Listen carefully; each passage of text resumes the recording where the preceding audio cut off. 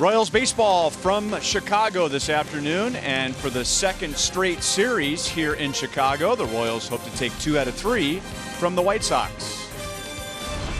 Hi everyone, welcome back to the ballpark with Rex Hudler. I'm Ryan Lefevre, and Hud, maybe this is oversimplifying, but for me, the difference between the first half and the second half so far, in both halves, the Royals were getting runners, and in scoring position, now they're starting to get them home. Yep, runners in scoring position average is key for any wins at all for any team in baseball. But you know what, though? Doesn't matter who they're getting them from. Bonifacio starting to come on a little bit. Like to see that. Look at that over the last 7 games. They are coming through, getting a big hit when they need to. Escobar, that's the side of the field that he needs to use the rest of the season in order for him to be productive for the offense. And it doesn't hurt when your bullpen turns in 4 scoreless innings like the Royals did last night.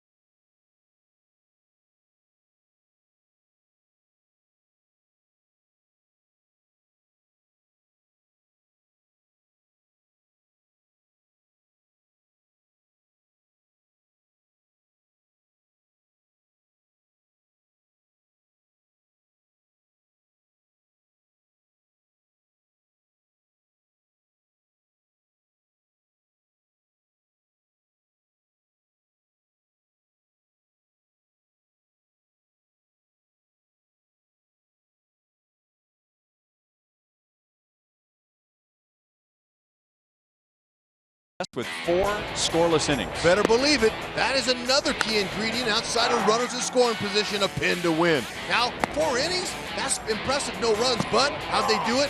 Look at the 8 punch-outs. That's power arms at the end of your pin. That's going to help you win.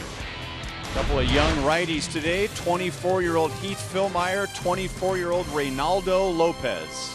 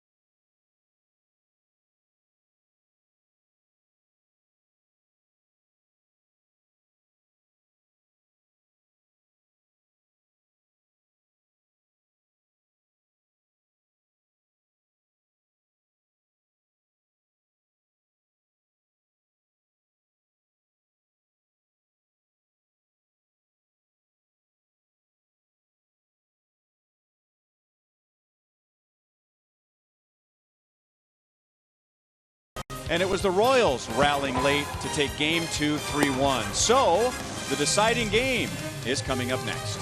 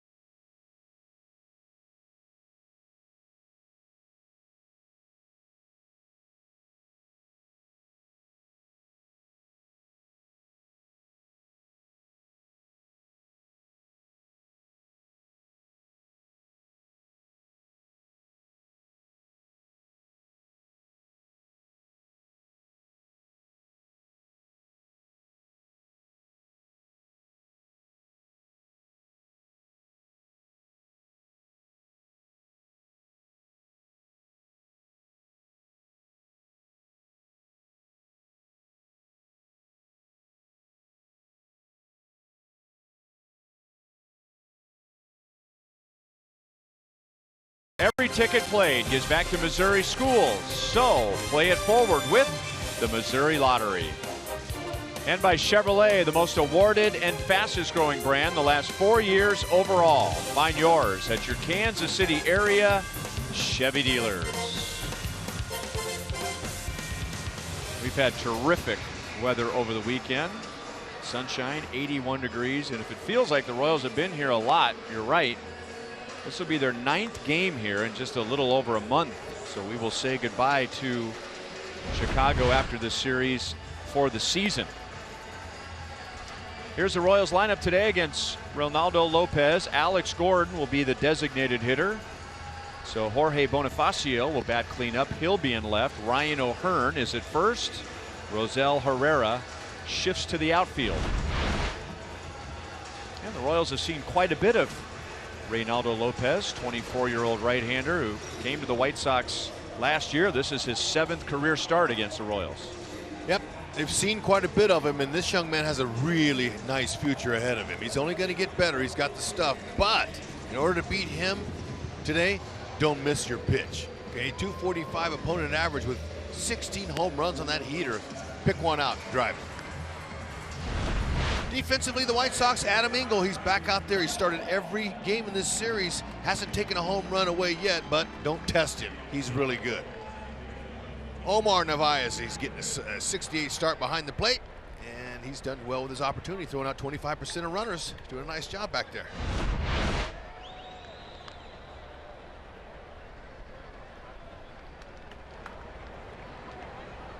Whit Merrifield reached in his first 5 plate appearances of this series.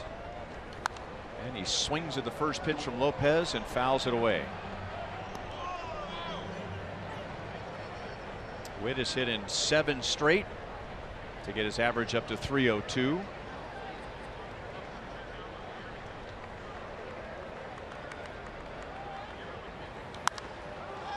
Tied him up. And that's way up into the glare. It's a bright Sunday afternoon, but Abreu finds it and brings it down for the out. Oh man, that could have brought down rain on a sunny day. Whitley didn't like that. Not too many hitters do popping up like that. We bring it up every time we're here for a day game, but this field faces south, so for the first few innings, it's tough to pick up the ball. Hitters, fielders, broadcasters, fans, you name it. Alex Gordon gets half the day off today. He's the DH, and he takes ball one. That's a free and easy 98 right there. 1 ball, 1 strike. Alex tied the game last night with a home run, his 168th. One away from Hal McRae on our Toyota League leaders. So one more and he's tied for 4th in Royals history. Pretty impressive list there. Hal McRae, if you're listening, we love you, we miss you. Hope you're feeling better.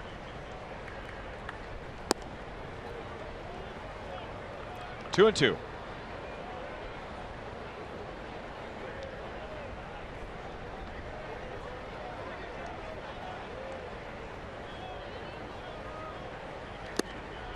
Well, he missed the target. That was supposed to be inside. It was way outside, but at 98 miles an hour, he gets a strikeout. Imagine that above average fastball can do. I mean, to get those strikeouts, because especially you're looking for that right there. He's looking for it, but the movement away, that's incredible. And every single starter in the modern game today has a plus 95 pitch. When you played and you went to the hitters meeting and the hitting coach said, this guy throws 95. He was like, whoa. Turn it up. That one's 99. Right. And it's just a different era, and these athletes are a little bit stronger, a little better conditioned. Maybe a lot stronger. 99 again. Salvador Perez has a hit streak of 5 games. He has hit safely in each of the 2 games of this series. 1 on Friday night, 1 last night. He's driven in a run. Really tied him up there. 99, 99, and 98. Yeah, last 3 pitches from Lopez. He'll continue to fill the zone with those pitches until one of the hitters gets on him, and then he'll go to secondary pitch the next time. But if you don't touch it, he'll keep throwing them to you. Got him to chase. 3 up, 3 down with 2 strikeouts for Reynaldo Lopez. Heath Fillmyer will make his 7th start of the year as the Royals go for the series in Chicago.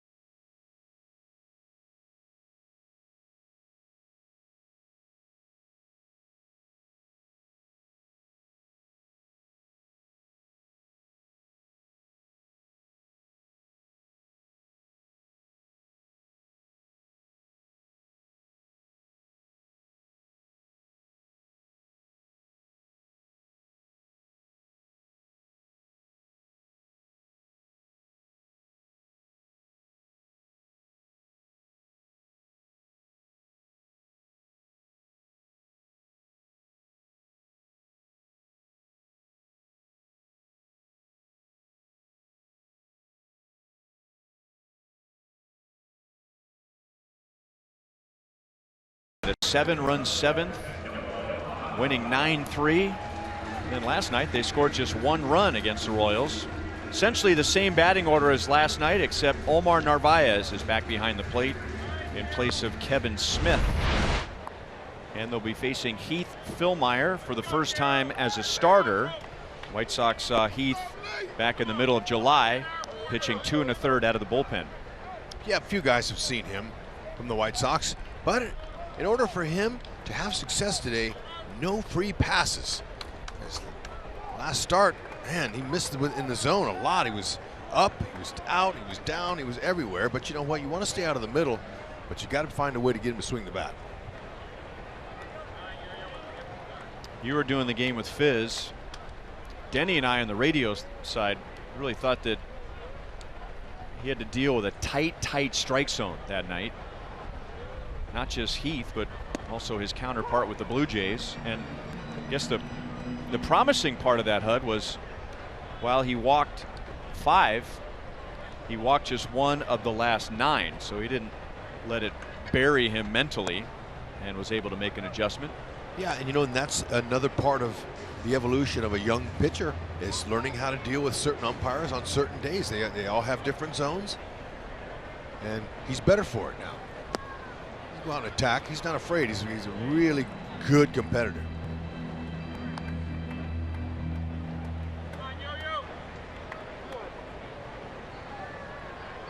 Two and 1 on Moncada. He has 2 hits and a walk in the first 2 games of the series. Swings over a fastball, 2 and 2.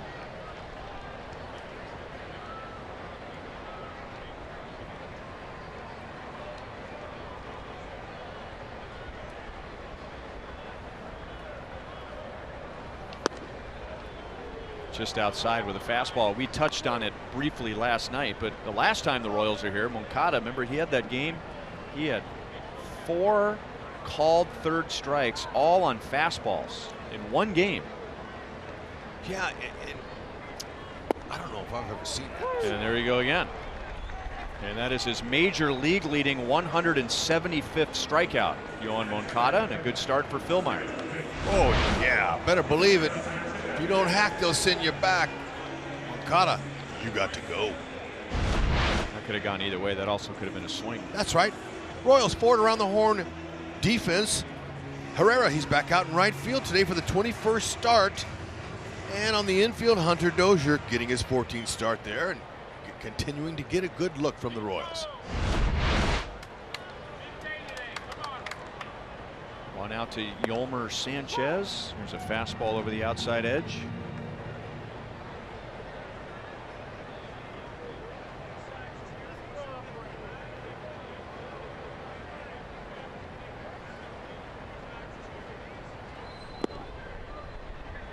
One ball, 1 strike.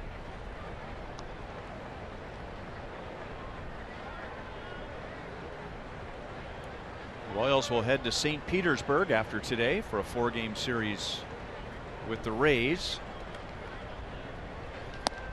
White Sox, they will depart for Minnesota and play a makeup game against the Twins, and then come right back here and play a 2-game series with the Twins.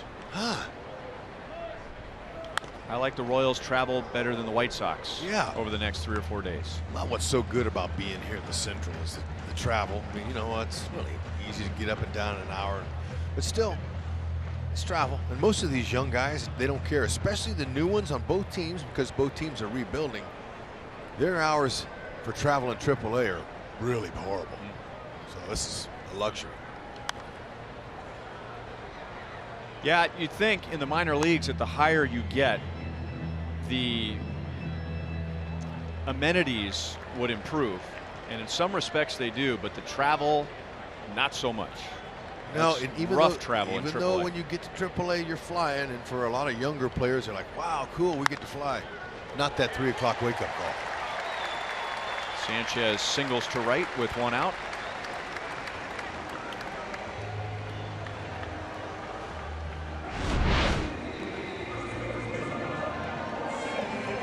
'94 there is going to get hit, and for the hitter, he hopes to find a hole. See it on top of the ball.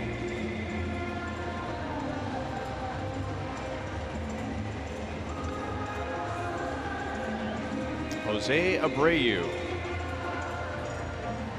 He had the first of 2 big hits in the White Sox comeback on Friday night. He had a 3-run home run. against Jason Adam, which put the White Sox in front. And then they scored 4 more runs in that same inning. Nicky Delmonico also hit a 3-run shot.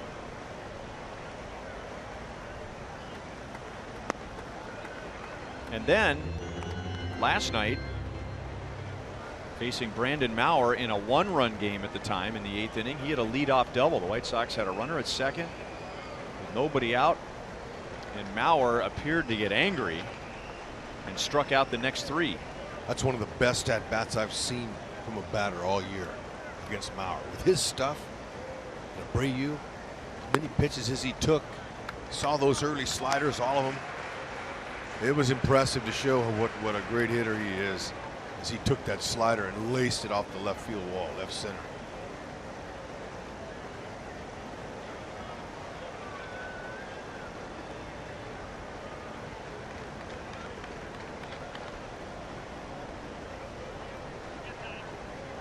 You know, Goldie had a chance to interview Maurer and Hill during his pregame show, and it was, you know, fun.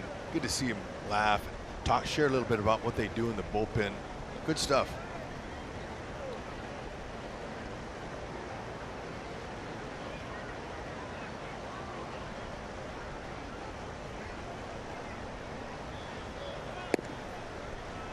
Just outside, and now it's 3-0. StatCast AI, powered by AWS. Okay, they got him here for a reason, and they would hope to put him in the lane and roll him up here. He's grounded into 14, has Abreu. Philmeyer, he's rolled up 8 this year. Put him in the lane.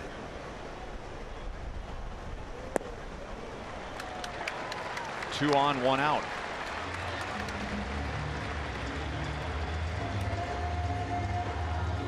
Free passes. Try to stay away from him, but you know that probably was a little bit of a, I think I'll let you go at bat there from Philmeyer. But this guy here, you got to be careful with him. He don't get cheated, and if you put it in his spot, it'll be 3-0 in a heartbeat. 238 overall, but 467 against the Royals this year. And he's driven in 12 in 10 games against the Royals. And that's a little bit low for ball 1. Palka has been quiet in this series, just 1 for 4 with a single.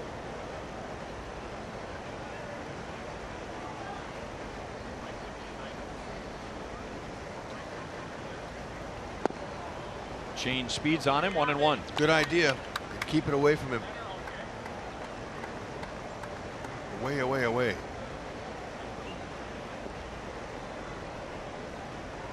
Those numbers include his first major league hit and first major league home run against the Royals. And now 1-2. Palka at the end of April at Kauffman Stadium got his first hit against Trevor Oakes in game 1 of a doubleheader. And then later in the game got his first home run against Bert Smith.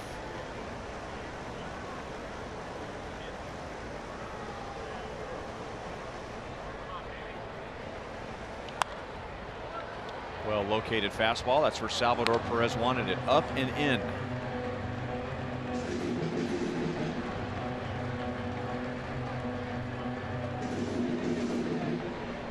Sanchez singled with 1 out, and then Abreu walked.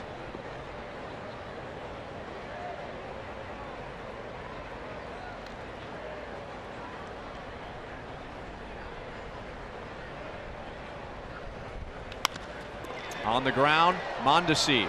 The play is to first, and because of the shift, there was no chance for a force at second base. But the Royals get an out, and now they're runners at second and third. Yeah, none at second base, no chance at all. But this was not an easy play. It looked easy because he made it look easy. Whenever you back up on a ball like that, you're taking a chance. But he's able to show his great soft hands on that play. Ball had topspin, could have eaten him up, but he's right on it. Didn't panic, take the out. Playing the game with ease. Beautifully done.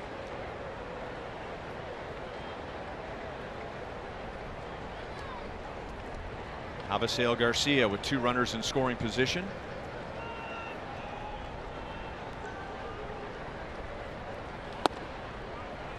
Garcia has not driven in a run all year against the Royals, and you figure it's not going to get any easier here because Heath Fillmyer has been outstanding in this situation.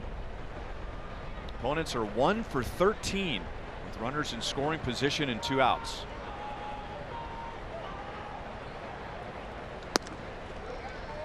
Two balls and no strikes.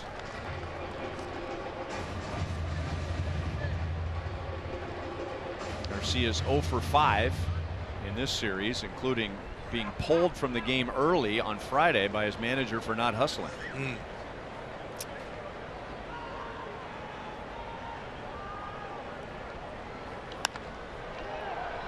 Bloop to shallow right, and Merrifield is there, and Garcia is still RBI less against KC this season.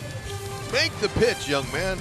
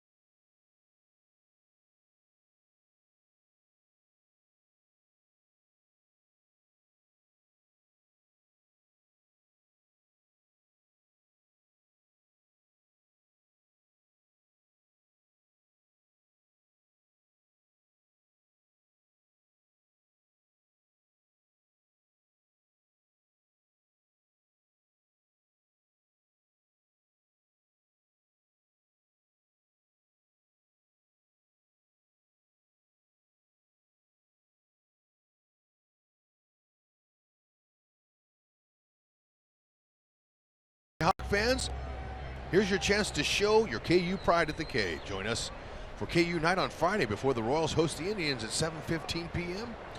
Purchase your themed ticket to receive a Royals cap featuring the Jayhawk logo and stay after the game to enjoy summer fireworks. Visit Royals.com/theme tickets to purchase.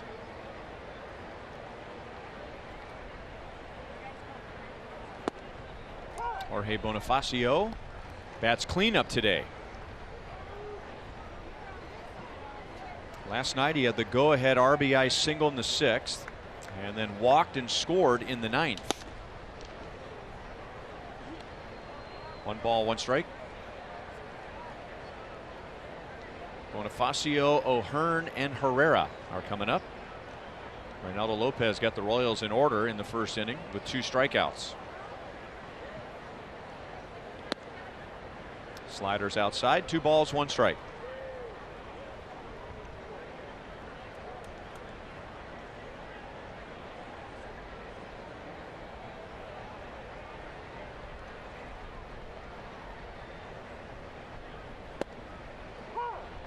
.97 with some movement.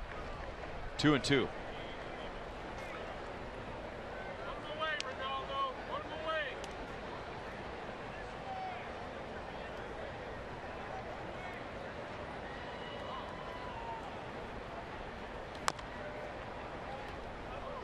He hit the target there. Narvaez was set up inside on Bonifacio. We were talking about Bonifacio's so-called sophomore slump this year and how he's been pulling more balls than last year and hitting more balls in the air compared to his rookie season.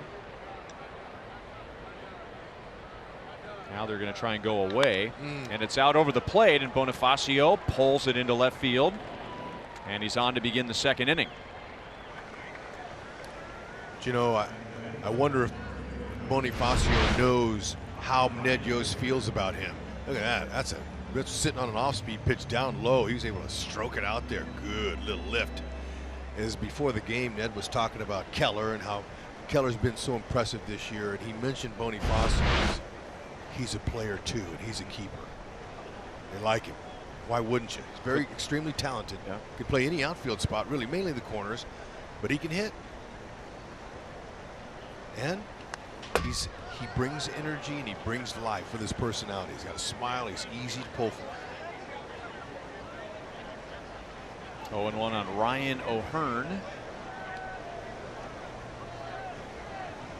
He was hitless last night, snapping a 4-game hitting streak, which included back-to-back home runs, or back-to-back games against the Blue Jays. Ned was also saying, and this I think says more about Bonifacio than it does about Ned, but remember last night Jorge in his first 2 at-bats swung at the first pitch, got jammed both times and hit little weak ground balls, and then ended up getting a big hit later. Ned said he went to him in the dugout after his first 2 at-bats and said, "Do you think you can try not to get jammed next time up on the first pitch?" Yeah. Now you can't say that to every player. You have to pick the right guy to try and get him to, to loosen him up, get a smile on his face. And Ned said, Bonifacio was smiling from ear to ear after he said that to him. Goes a long way. Some guys, they get jammed on the first pitch in back-to-back at-bats, and you just as soon be in a different county than them. Yeah, they don't want to talk about it. 1-2 on O'Hearn. Ned, he backs his players, but I'm sure that on occasions he'll get a one-on-one time with them and tell them how much or how good they are and how much he likes them. That goes so far for a player, for his boss to come up and tell him that.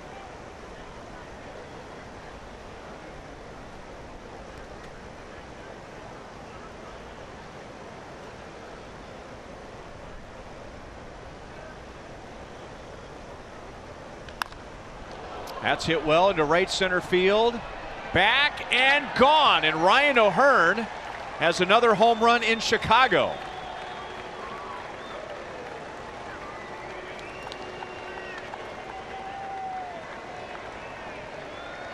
Well, he hasn't gotten a lot of hits since coming to the big leagues, but when he does get one, he makes it count. And now O'Hearn has 10 RBIs in 12 games. Ooh, pilot to Bombardier.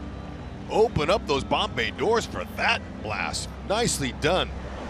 When you get your pitch, our keys to the game of beating this young man, don't miss. That's what we're talking about. He didn't miss.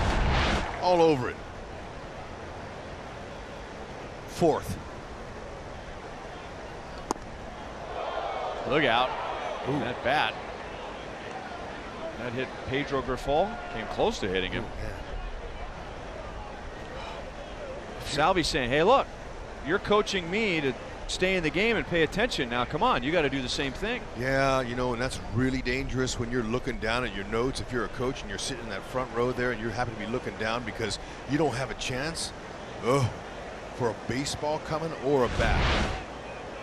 It's scary. Oh, that got him.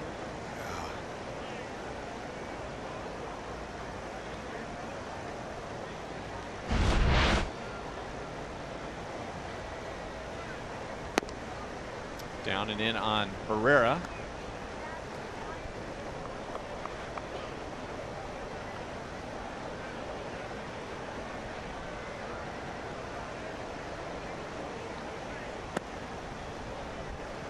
Two balls, one strike. Oh, StatCast will tell you, as you heard the crowd here go, oh, it took the wind out of them because they knew any ball that gets in the air on a day game here got a chance to get out. Flies out of here, but you got to hit it to get it there. Oh, her nice job.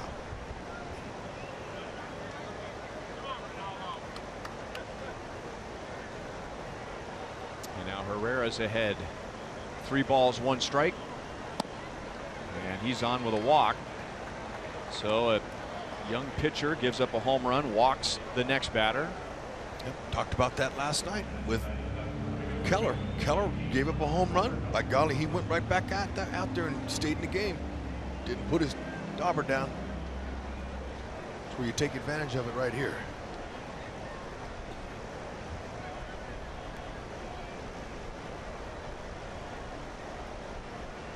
Hunter Dozier with a runner at first, nobody out.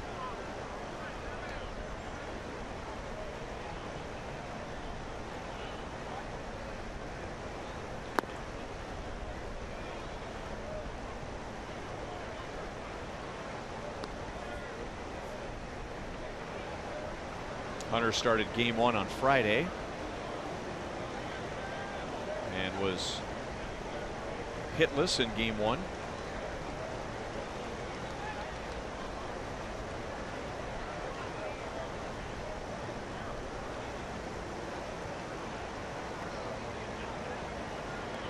You see that move now.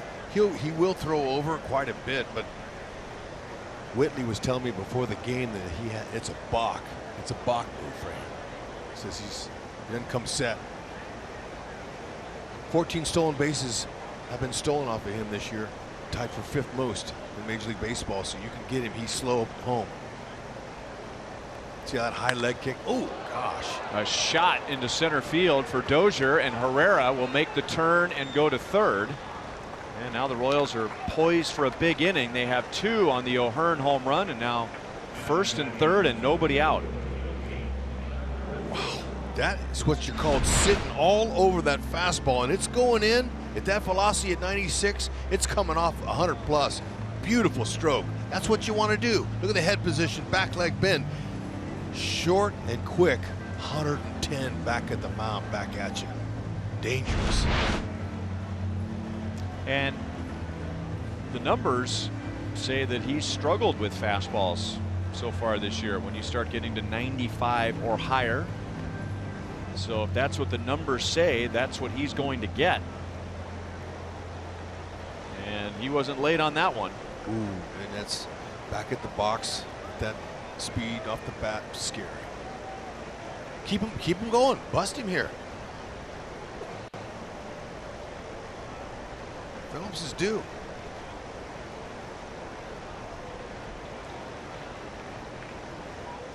Setting up inside, and 96 is cut on and missed.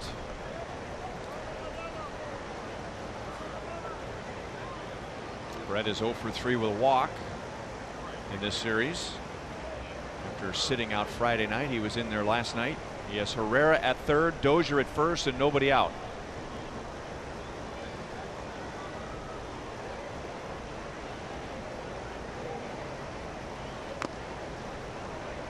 And now down, no balls, 2 strikes.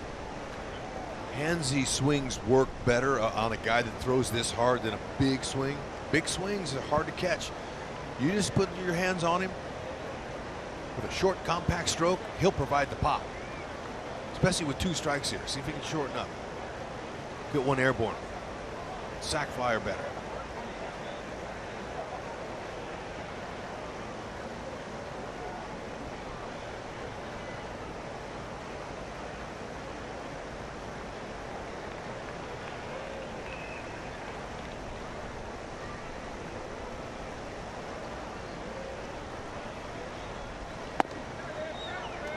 Close.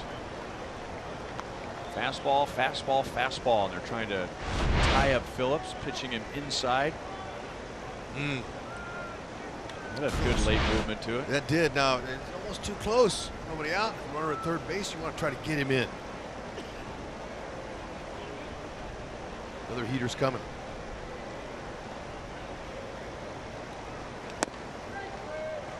That was close, and it looked like Ryan Additon, the home plate umpire, might have even flinched.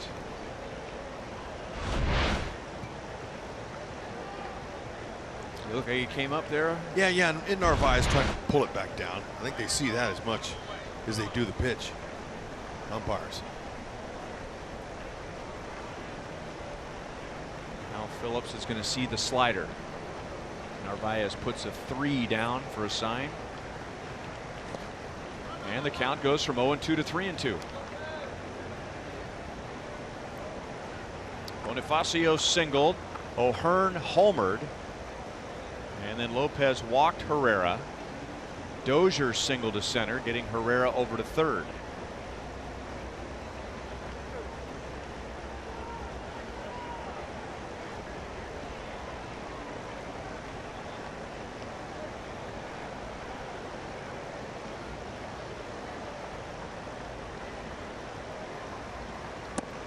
And got him with a fastball at 97, and Brett is not happy with that.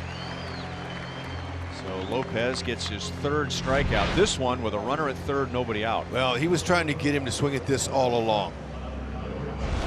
And he finally gave in. You know what? I can't blame Phillips for not trying to take a hack at that, but his pitch breakdown, you see him pick out a heater and don't miss it. That's been the key for the Royals, and so far they've gotten him a couple times in this inning.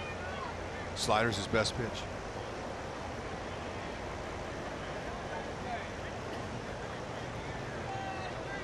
First and third, one out to Mondesi.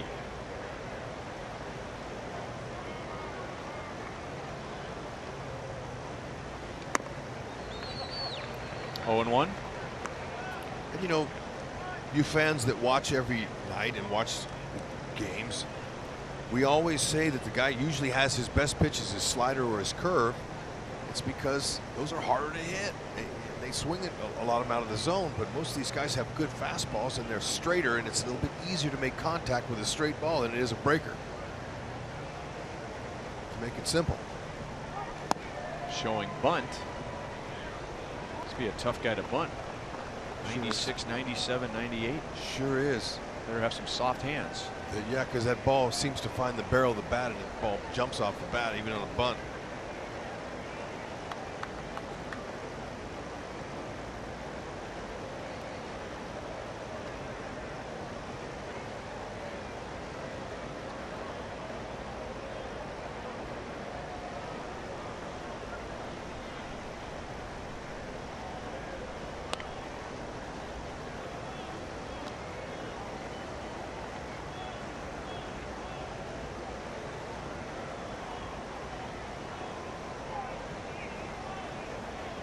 Remember that? That is impressive. When you're the only one ever in this game, that's bragging material there. And not just because he was the best candidate. I mean, that was part of it. But Royals had to find the right guy who could handle that.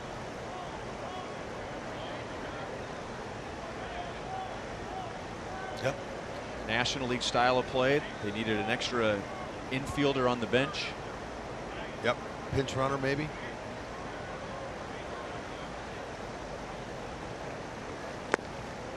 Two balls, one strike. Imagine. He took Terrence Gore's spot on the roster. Yep. He can do more defensively for you. And so years from now, when he's talking to his kids and his grandkids, they'll ask him, you know, what was your debut like? Well, let me tell you, since you asked, I'm the only guy ever. Probably at that particular time might be still the only guy ever.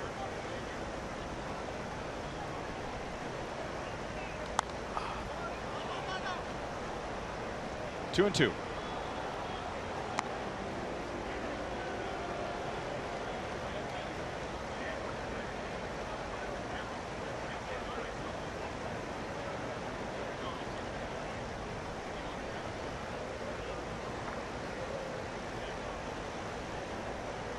This game has definitely slowed down to a slow crawl right now. Narvaez, catcher, just came out and gave his infielders a whole bunch of body language signs. In case Dozier goes, where they want to throw the ball. Where he wants to throw it.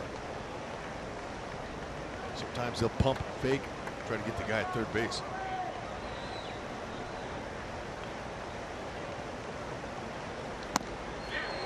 Another strikeout. So first and third, nobody out. Is now first and third, two down, and Lopez has struck out 4 in the first 2 innings. See, he's on the side of that ball. That also allows for it with the two seams to run away from the hitter. That arm angle has a lot to do with it. You're on the side of the ball. carries. If you're on top more, it's just a little straighter. Witt popped out to the first baseman Abreu to begin the game.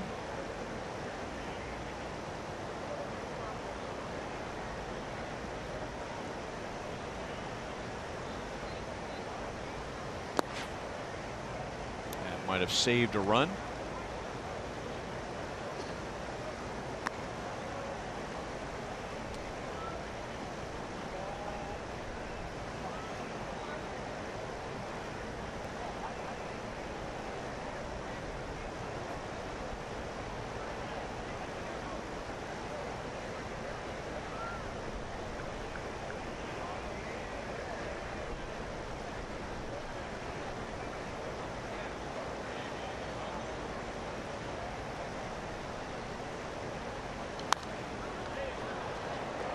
High pop up, that'll land in the crowd. Heads up in the crowd. Ooh. Because, you know, those are hard to judge if you're a big league player to catch. But when they come into the stands like that, good luck. And then you have the glare today. Hard to even see it. That doesn't feel good. Everybody's all right.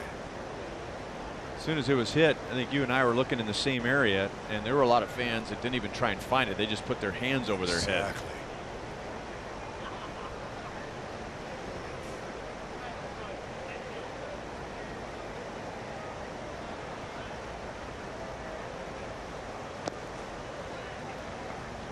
Two balls, one strike. One of Witt's hits in this series is a double. Career high 32. It gives him 60 over the last 2 years. Our Kubota Power Stats, Whit Merrifield is the only player since the beginning of last year with 60 or more doubles and 60 or more stolen bases.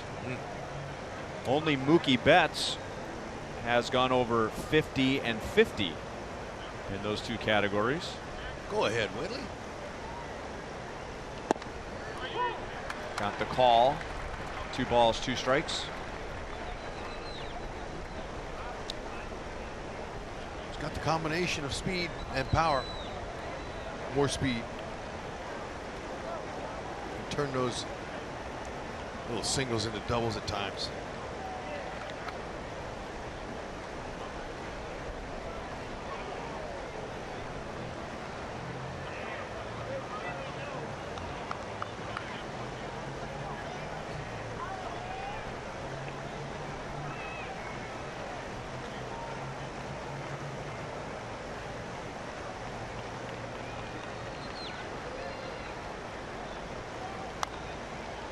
And we'll do it again.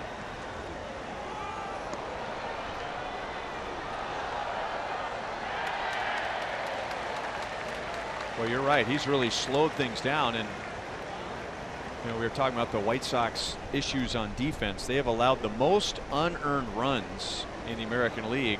They've also walked the most in the American League. And sometimes the pitcher simply just puts the defense to sleep. You're exactly right. Talked about it with the other extreme with Keller, how sharp the defense is when he pitches, because he gets it and goes, and really doesn't want any part of Merrifield. You can tell. He does not want to come in there on him whatsoever. He threw a strike inside. They'll be going now, 3-2 count, or at least Dozier will be. There you go. A lot of just standing around out there on defense. Picking at the dirt, just trying to do something to stay focused.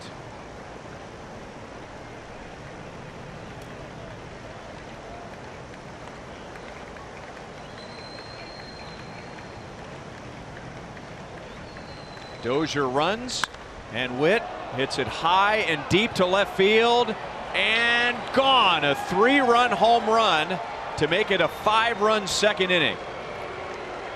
Ding, ding, ding, ding, ding. That's why he didn't want no part of him. He's throwing breaking balls way out of the strike zone. He could feel it. And Whitley says, you know what? I'm going to stay calm. I'm going to stay short with my swing. And Whitley knew it on contact he knew that was out of here. That's way in. Look at him pull his hands in there. 97, you know what? He's not going to flip his bat. He's not going to style. He's just going to put some runs up there for the Royals. Beautiful follow through. Great balance. Whitley touching up Lopez for his 8th on the season.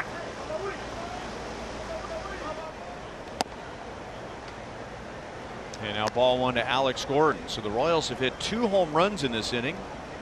O'Hearn, a 2-run shot.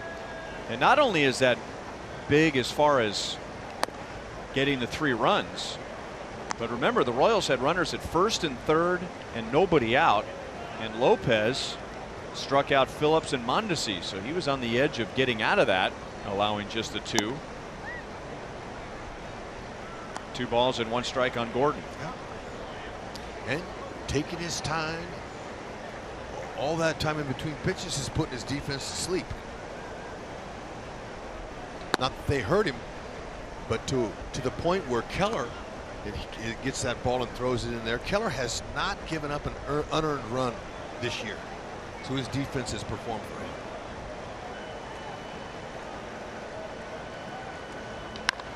And now Alex jolts one to right field, and the Royals have 3 home runs in the 2nd inning. And for Alex, that is home run number 169.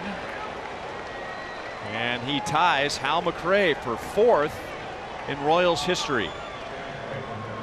Congratulations. And they are not missing their pitch. That's exactly what we talked about before the game. The keys to beating Lopez is don't miss. He's going to give you something.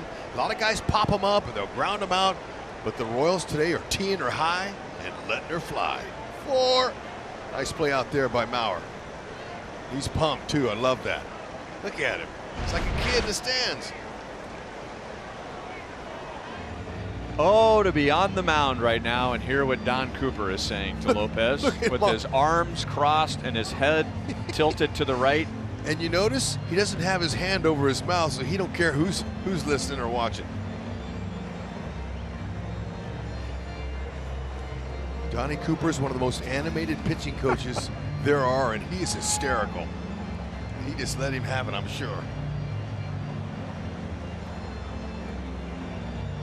So O'Hearn, Merrifield, and Gordon have turned it into a 6-run 2nd inning.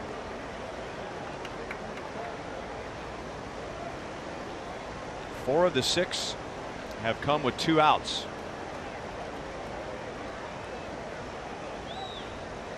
Now Salvador Perez is the 9th man to come up in the inning.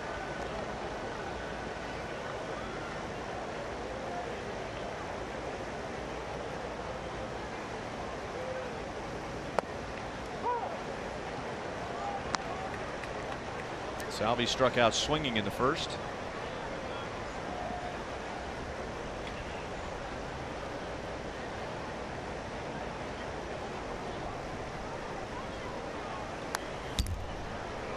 Still 0-2.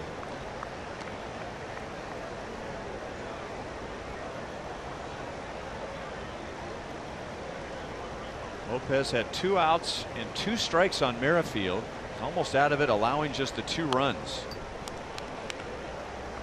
Witt got it to a full count. He hits a 3-run home run, and then Alex Gordon follows with a solo home run. And now Lopez has thrown 44 pitches in this inning. And the bullpen's ready to go with Bonifacio on deck, and Bonifacio started all of this. 1 ball, 2 strikes. Lopez has been reduced to his fastball, and I think the Royals know it. Yeah, because he can't get the other stuff over. Listening to Rick Renteria in his pregame talk today when he was talking about Lopez, Lopez apparently has been throwing like low 90s early in the early game. And so Lopez says, Renteria says, we want to see the full tank right away. Well, the tank is about empty because the Royals are turning him around.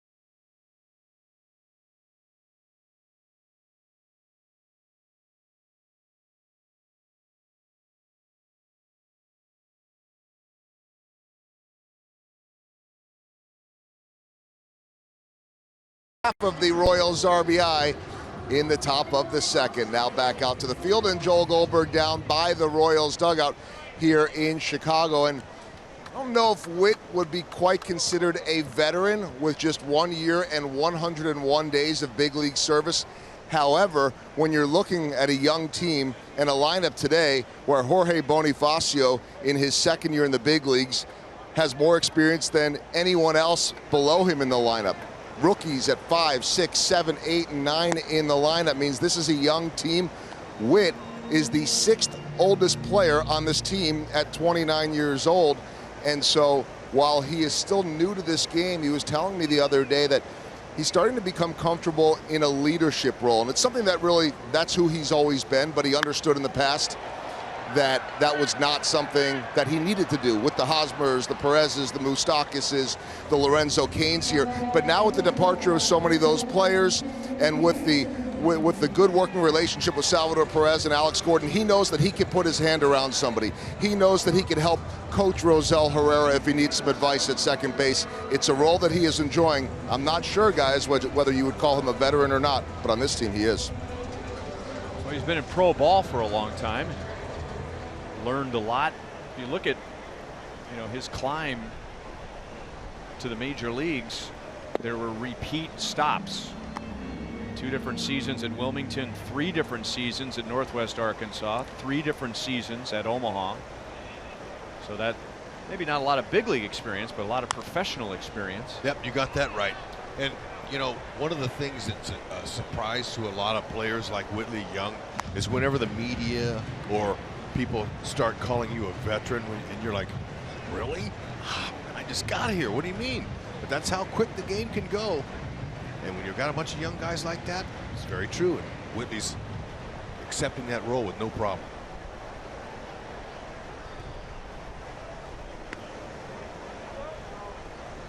No swing. That's Adrian Johnson at first base. Now Witt's chatting with second base umpire and crew chief Mark Carlson.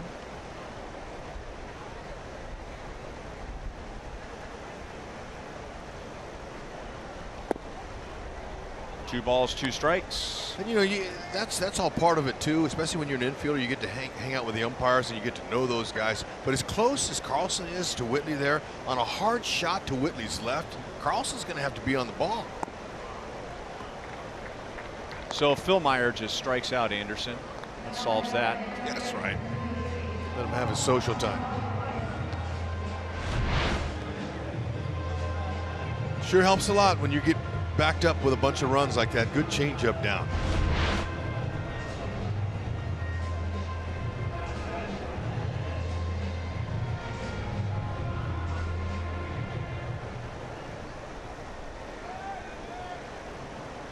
Two down to Omar Narvaez. He made the last out last night, coming on as a pinch hitter, and Willie Peralta struck him out to pick up his 8th save of the year.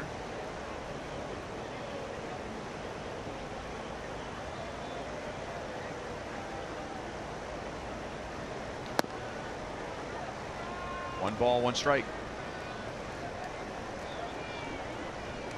Phil Meyer worked around a single and a 4-pitch walk in the first inning. And then his offense just responded with 6 in the top of the second. A little bit outside, 2 balls and 1 strike.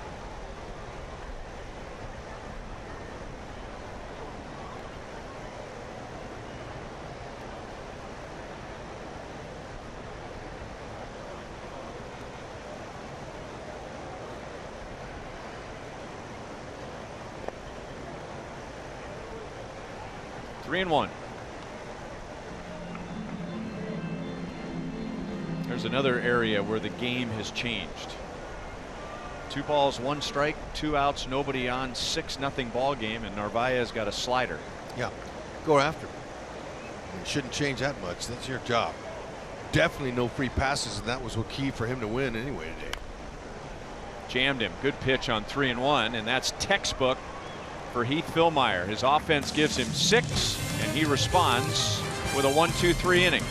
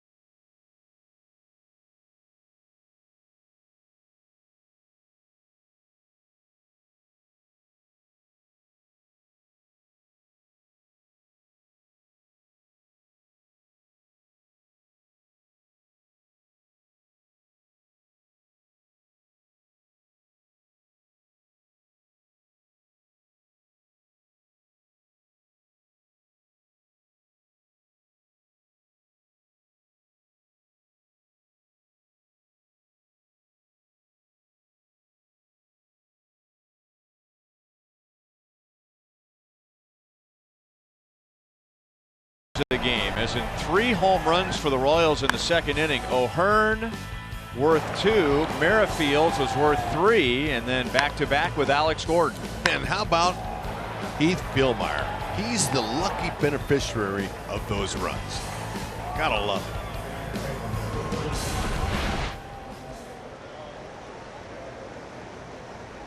And we opened today talking about the Royals hitting better with runners in scoring position in the second half, in particular over the past week. There's a line drive to left field, and Bonifacio begins the third as he did the second.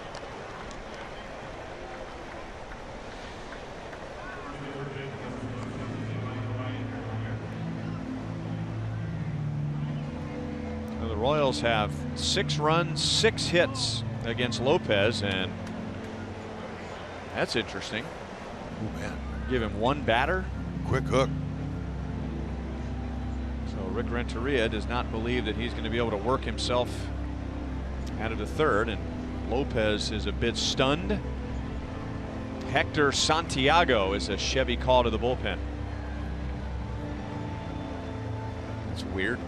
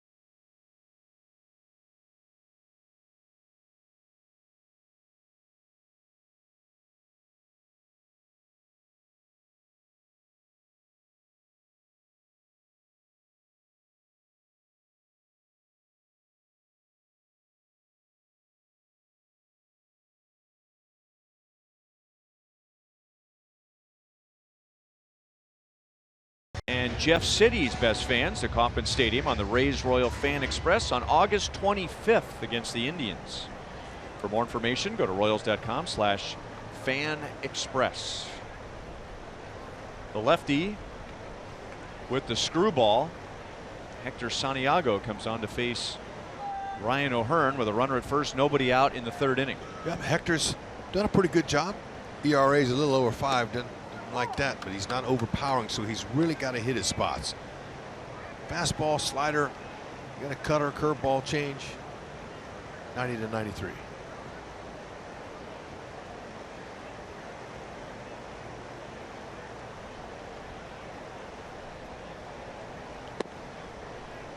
One and one on O'Hearn. He had a 2-run home run in the Royals' 6-run second inning. He has 10 RBIs in his first 12 big league games. I guarantee you, when they meet with Ronaldo Lopez, the departed pitcher, they're going to talk about his tempo a lot, probably. Maybe Renteria didn't want to watch it again. Didn't want to sit there through it. If they got somebody on base? Yeah, possibly. Look at that. You got to go back 19 years the last time a Royal had 10 RBIs in his first 12 games. Mark Quinn, who, like O'Hearn, homered in his first big league game, but Quinn hit 2 against your Angels back in 1999. I won't forget it. Me and Fizz were going, who is this guy? And then we started calling him the Mighty Quinn.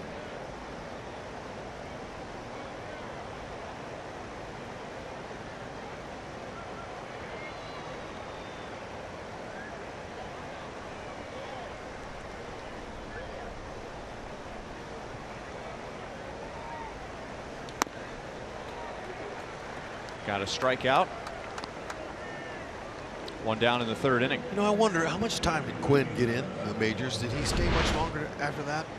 Because he looked like a guy who was going to be around a long time. And you know, Santiago, he just challenged him.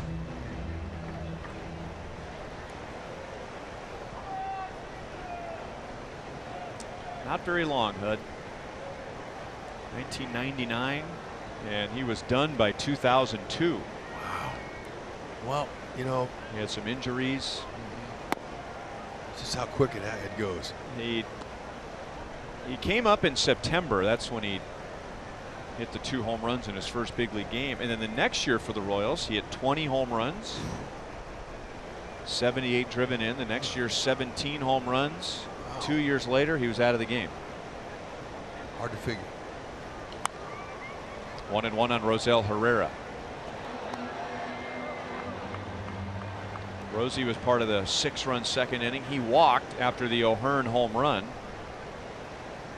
And then along with Hunter Dozier, scored on Whit Merrifield's 3-run home run.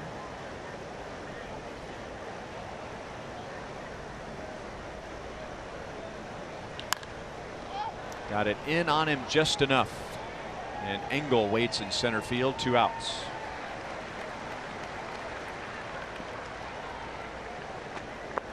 Hector Santiago, we saw his big league debut. That was against the Royals in 2011. First man he faced was Eric Hosmer and struck him out. And that was with the White Sox. Then he went to the Angels for a few years. We saw him in Minnesota a couple of years, and now back where it all started.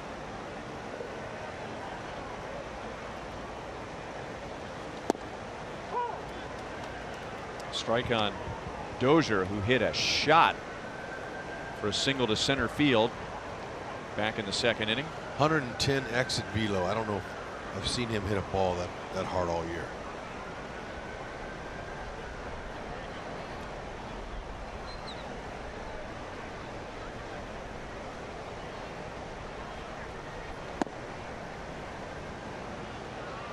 One ball, one strike.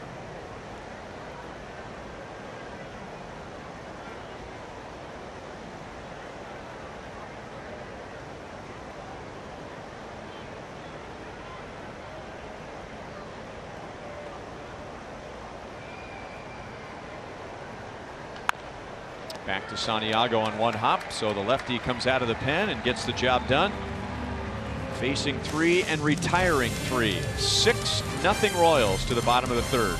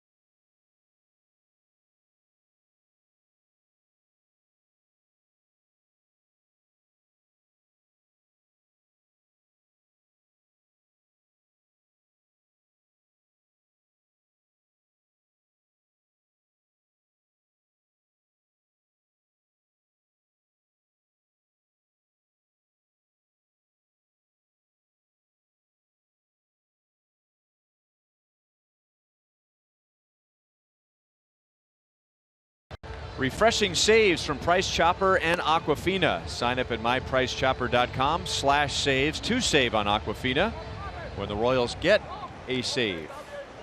The Royals needed their bullpen last night. And Flynn, McCarthy, Hill, Mauer, and Peralta combined for 4 scoreless innings.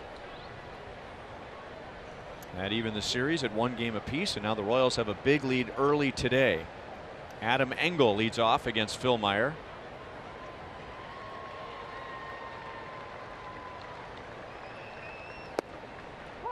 Fastball for strike 1 to Engel.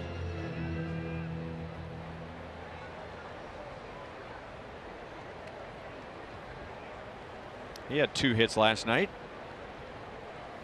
Stolen base after his first hit. Then he tried again on Salvador Perez, and Salvi gunned him down. Can't run on Salvi. I mean, you could try. Now Salvi's got something wrong with his glove.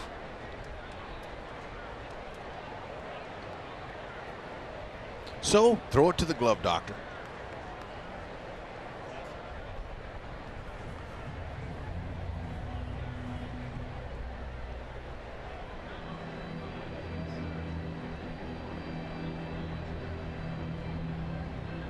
And the glove doctor is Kyle Turner.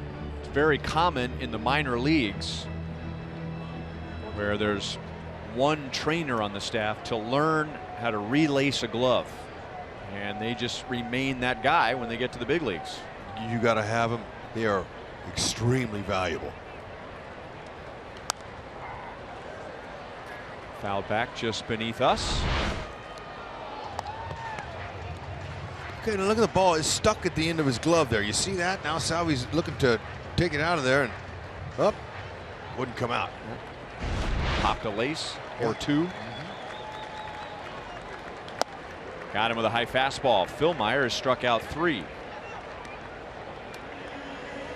Tell you what, runs do big things for pitchers' confidence. And that nice 6-run second inning, that just boosted him big time. He's like, you know what? I'm in control of this game now. Let's go. Swing on my terms. Can't touch that.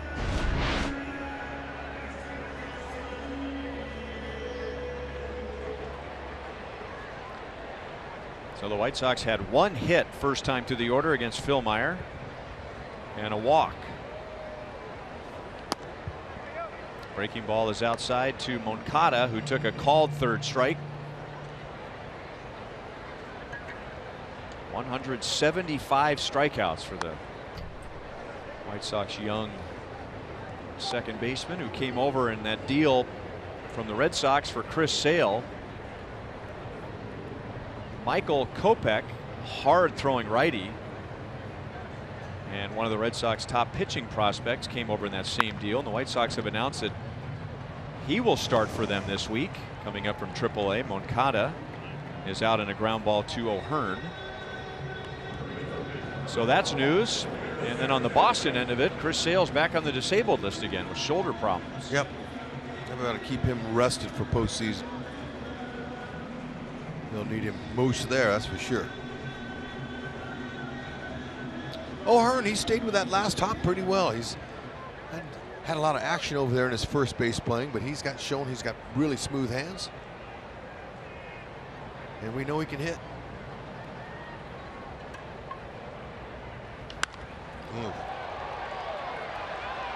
Deep center field, but playable for Phillips. So Phil Meyer is pitching well with the lead. He has retired the last 8 Sox hitters.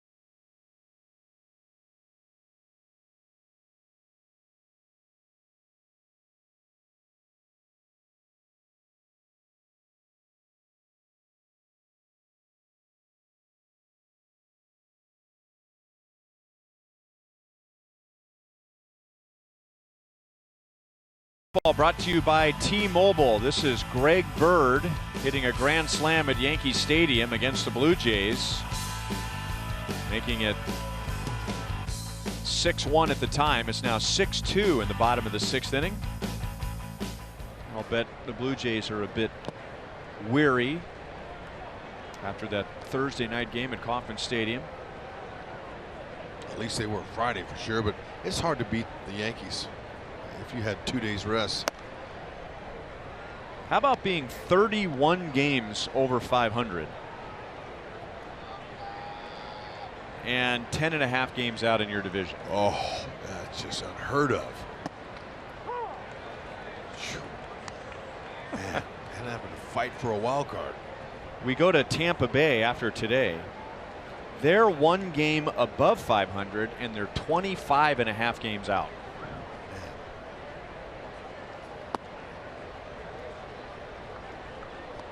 2 balls and 2 strikes on Brett Phillips.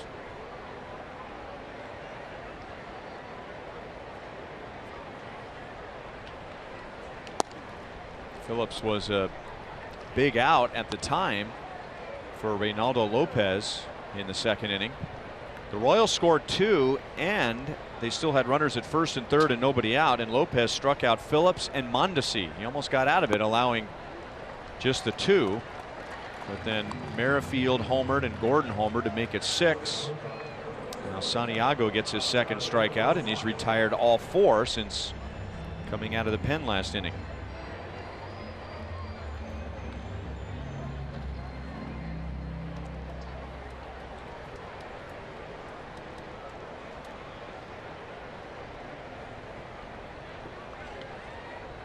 Now Mondesi bats right-handed for the first time today.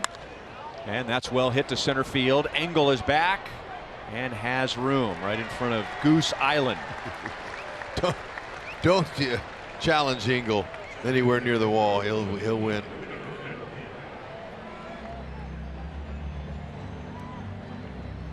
One of the best defending center fielders in the game, no question.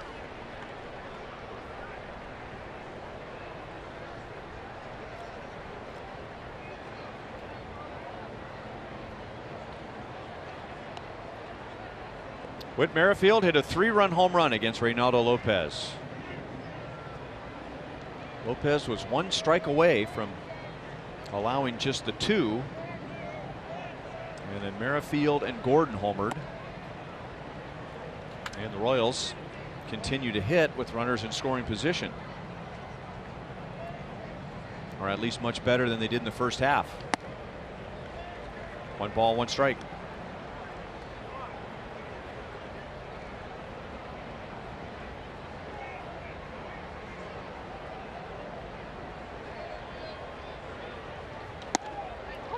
Got the call. Whit was giving ground. He's not thrilled about that. Ryan Additon is today's home plate umpire. Broke his bat. Race to the base, and Whit and Santiago arrive at the same time. And Whit is safe. You can see it. That's almost as good as a push bunt. Whenever you have a chance to race the pitcher to the bag, more times than not, the speedy runner will beat him. But that almost looked like a tie. Now he's kind of coming out of the box running. He sees it, Whitley does, and smells it, and he beat it. Excellent call over there by Adrian Johnson. That away. Whitley earned that one. Although learning yesterday when Whit was on Price Chopper Royals Live pregame show, Joel asked him about his nicknames and, you know, 2-hit Whit, multi-hit Whit, and he mentioned that Whitley is a name that, you know, he'd probably like to reserve for his mom to call him. So I'm going to stop calling him Whitley out of courtesy. Well, I mean, you only called him that 1,000 times, so if you feel unfulfilled, that's your problem. Okay, I'm going to try to stop. Reserve that for Kissy.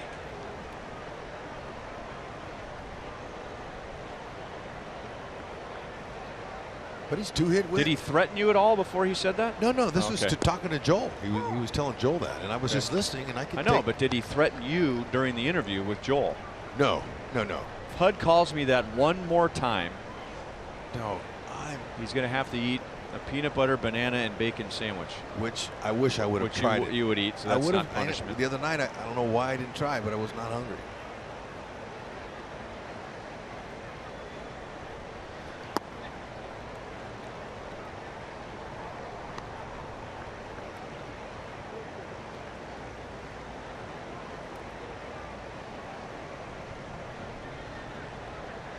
Alex struck out in the first and then hit a line drive home run to right in the second.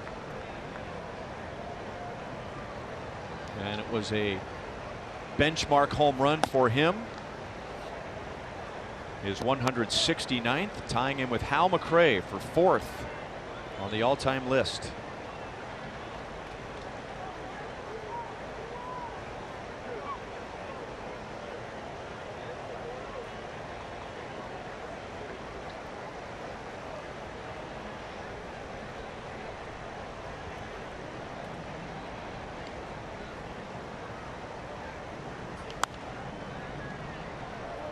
Still 3-2. Next up, Amos Otis. But Alex has a ways to go. 24 home runs to tie AO, who's 3rd all time. Then Mike Sweeney and George Brett, the franchise leader, with 317. Merrifield runs again, and Alex fouls it away again. I like the approach Alex has taken, not just today, but for the past 2 weeks, 3 weeks. It seems like he's been locked in. He's going the other way. Left-hander here. He's not trying to pull him. He's trying to just drop it out there, keep the line moving with 2 outs.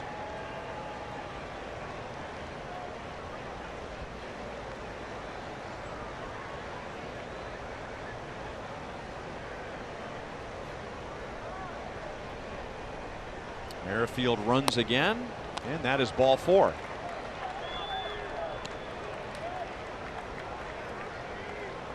Santiago's first walk. So the Royals get a couple of base runners with 2 outs. And Salvador Perez with the Royals' big day so far on offense. 6 runs, 7 hits. Salvi was an escape valve for Lopez. Lopez struck him out twice, both times to end the inning. Now he gets a shot at Santiago.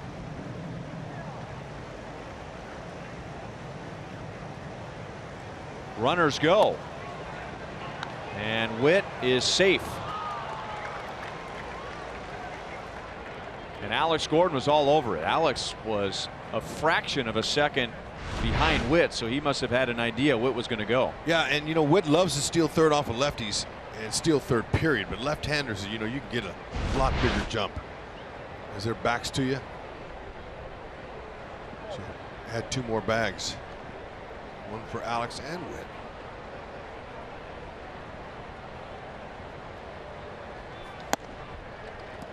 Two balls, no strikes.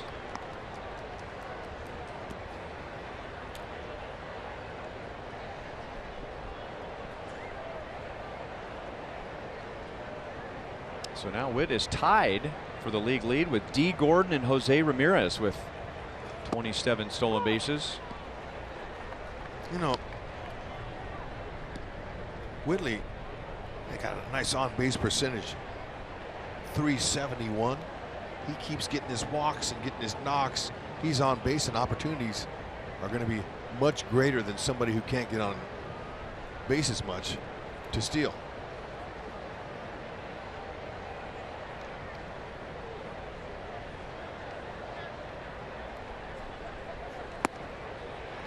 Two and two. Witt's also getting closer to tying a Royals record. Lorenzo Cain, the year the Royals won the World Series, he stole third 12 times. And now Witt is at 10. With 6 weeks to go. Still 2 and 2.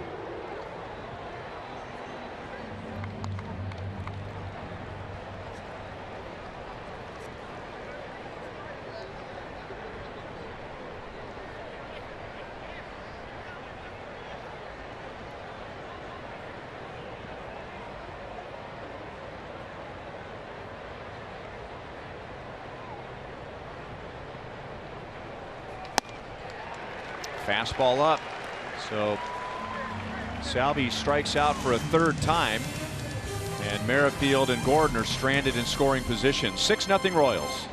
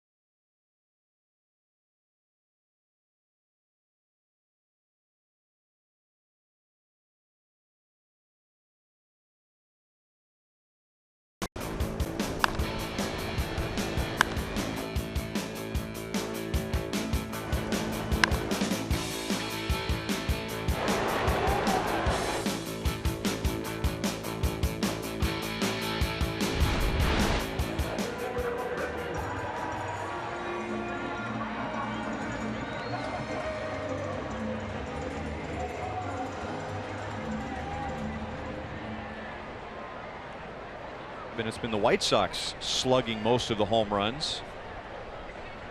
Even with the Royals 3 home runs today, the White Sox have still out-homered the Royals 28-16.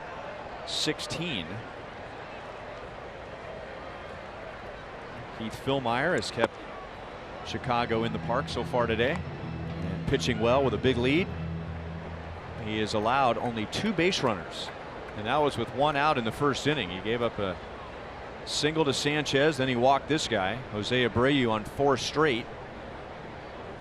But since then, he has knocked down 8 in a row.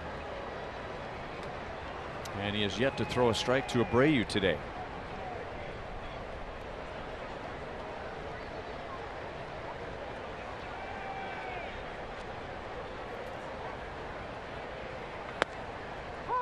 Two and one. You know, it really helps these pitchers when they start competing with one another, and for Philmeyer to watch Keller work. Now, he only worked 5 innings, but still, it was quality. Did a nice job, didn't walk anybody. Philmeyer's taking that baton, saying, you know what, I can do the same thing, and he wants to not be shown up by Keller. That's the internal competition, and both being young, instilling confidence in each other. Come on, it's your turn now. And I can't tell you how big the runs meant.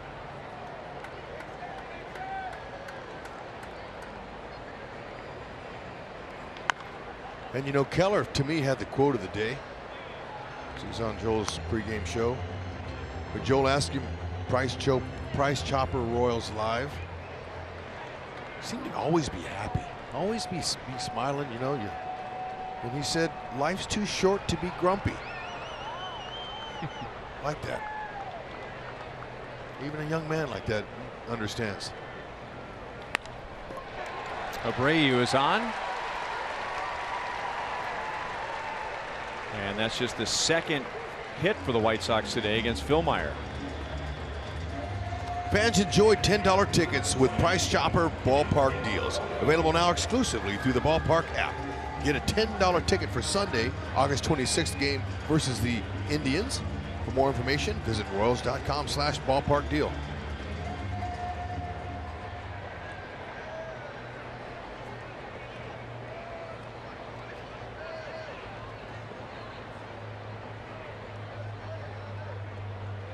Daniel Palka with a runner at first. That's inside for ball one. He rolled out to Mondesi his first time up. And Mondesi is in the same spot here as he was there. That's playing just to the right of second base. Palka hit it hard at the middle, but right at Mondesi. 1-1.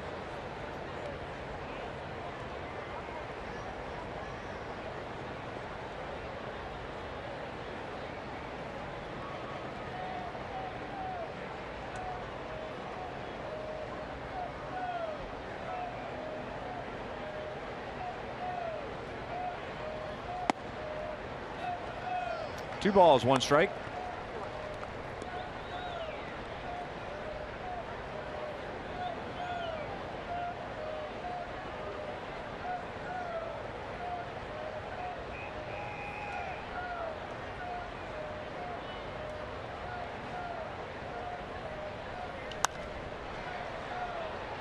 And now 2-2. White Sox go with a throwback look on Sunday afternoons.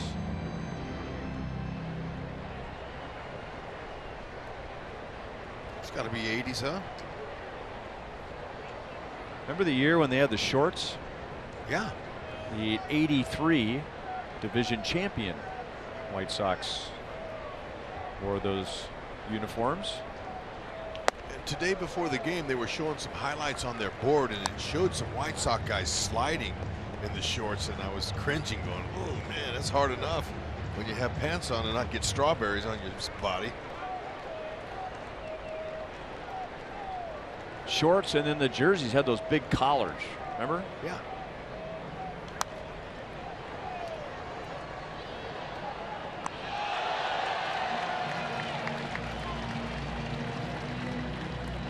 Nice catch down below. Barehanded, one-handed, just turned back, caught the ricochet off the wall with no problem.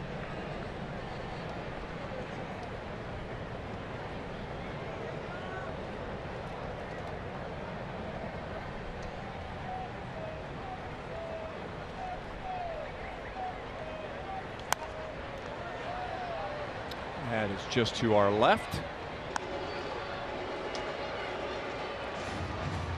Long battle between Palka and Philmeyer. Heath has set down 8 of the last 9, pitching with a big lead today.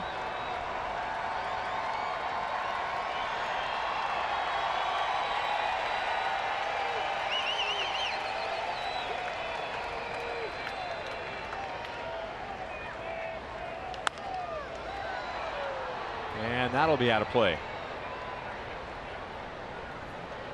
Had a nice crowd here on Friday night.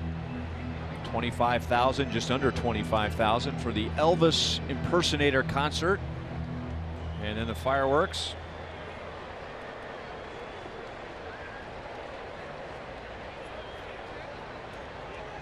Last night, right around 19,000. White Sox last year were 28th in the major leagues in attendance.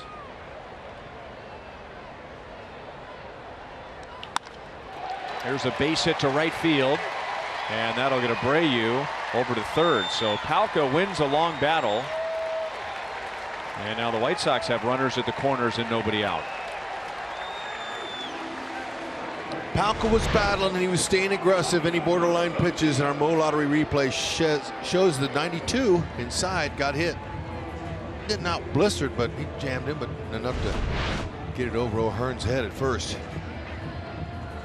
Daryl Boston played for the White Sox for a long time, first base coach there, giving him some info.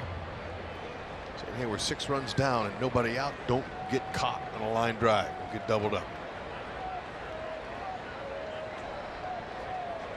Best scoring chance that the White Sox have had today ended with Garcia at the plate in the first inning, and now he gets another shot in the fourth, and he made contact, and that made contact with Salvador Perez.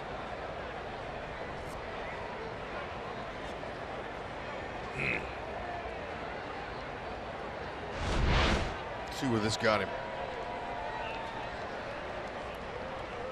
Flush. Run of the thigh. No protection there. Stinger. Walk it off.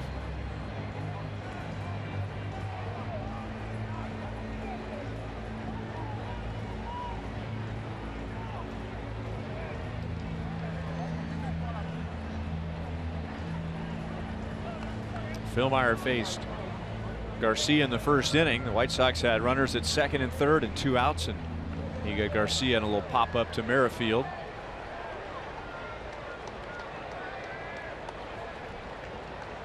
Batting average has dropped down to .233. He's been on the disabled list twice this year with hamstring problems after a career year last year.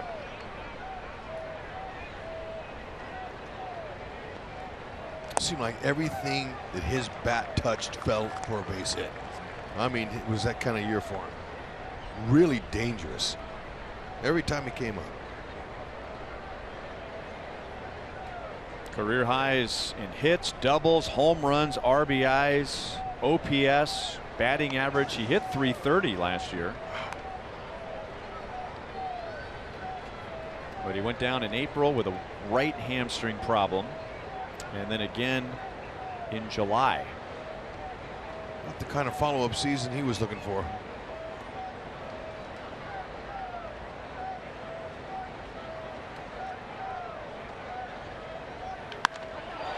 That one is belted to left center field, and with one swing, Avisail Garcia cuts the Royals lead in half. And those are his first 3 RBIs all year against the Royals.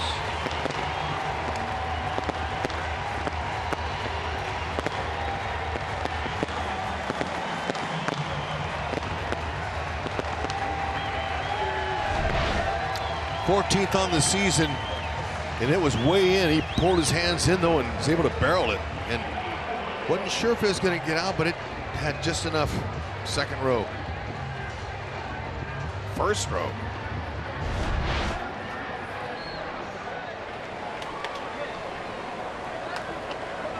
And when you've had a frustrating year, even a 3-run home run doesn't put a smile on your face. Now Nicky Delmonico. And we'll see how Philmeyer responds after the 3-run home run.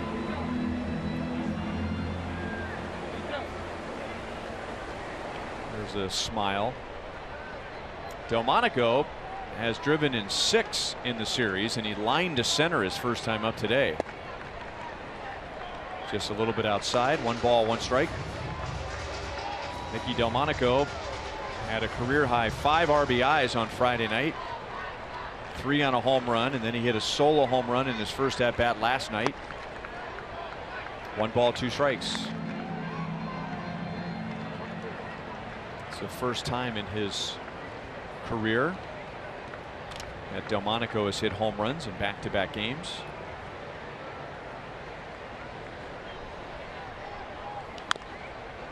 Into the Royals dugout.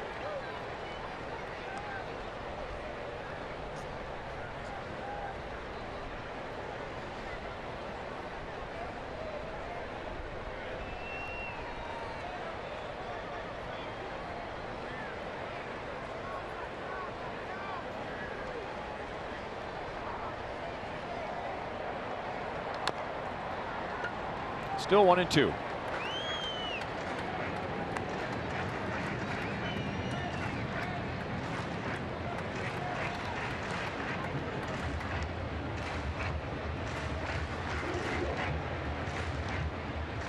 Three runs home for the White Sox, and still nobody out. And a line drive base hit to right field. He jumped on a breaking ball. Philmeyer at least was throwing strikes after the home run. Didn't quite get that breaking ball down as much as he wanted to. Get Salvi's target was down and away, and it was up just enough. Yeah, they're keeping the line moving here. Good time for a visit from Cal. Mainly to give him a breather, help him to refocus here and get a double play. Ground ball is probably telling him here. Just get out of this inning, young man. Gotta get it out.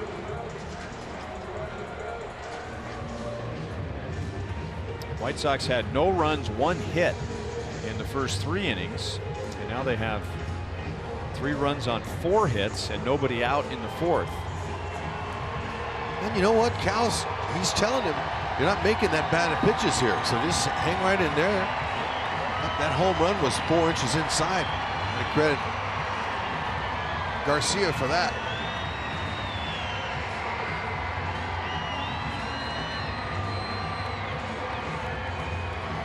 Tim Anderson struck out swinging in the second inning.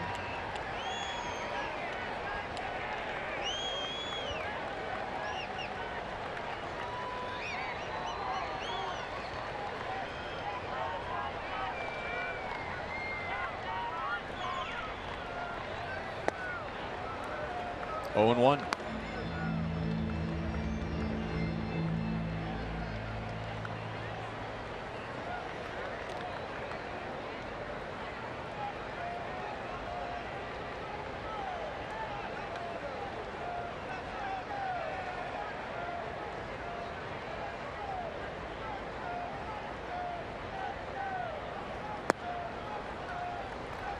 One ball, one strike.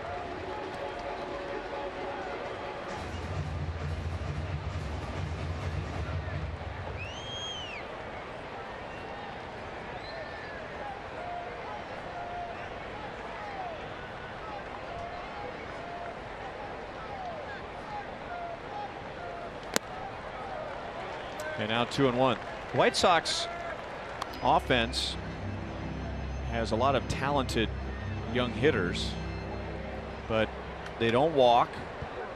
They have the fewest in the league. They strike out more than anybody in the league. So they've made the most of their home runs. They've scored 13 runs in the series. 10 have come by way of a home run. And now Phil Myers behind 3 balls, 1 strike. Wow, this is not what they were expecting from Phil Meyer. I mean, had a nice little lead here, 6-0 lead. Cal's on the phone. It's not what they wanted.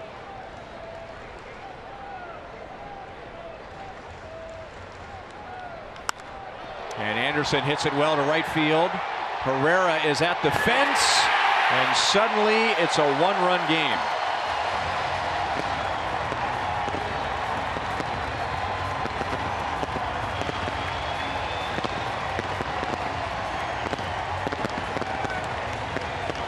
So make it 12 of their 15 runs in the series have come on a home run.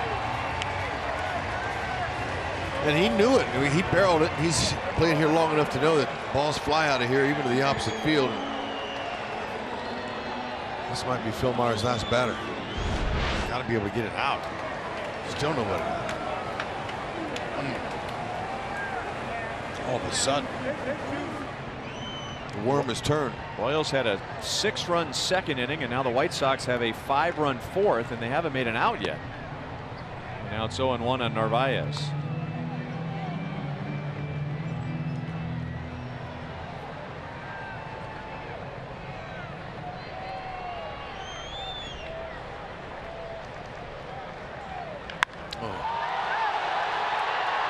And that ties the game.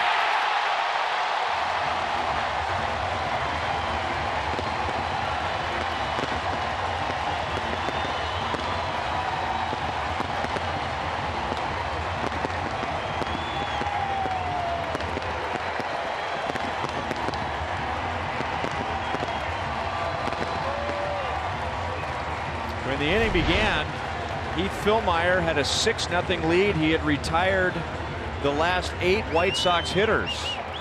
And now the first 6 in this inning have reached and scored. And now they have 3 home runs in an inning. What a punch in the gut. Brian Flynn is a Chevy call to the bullpen. He comes on with nobody out.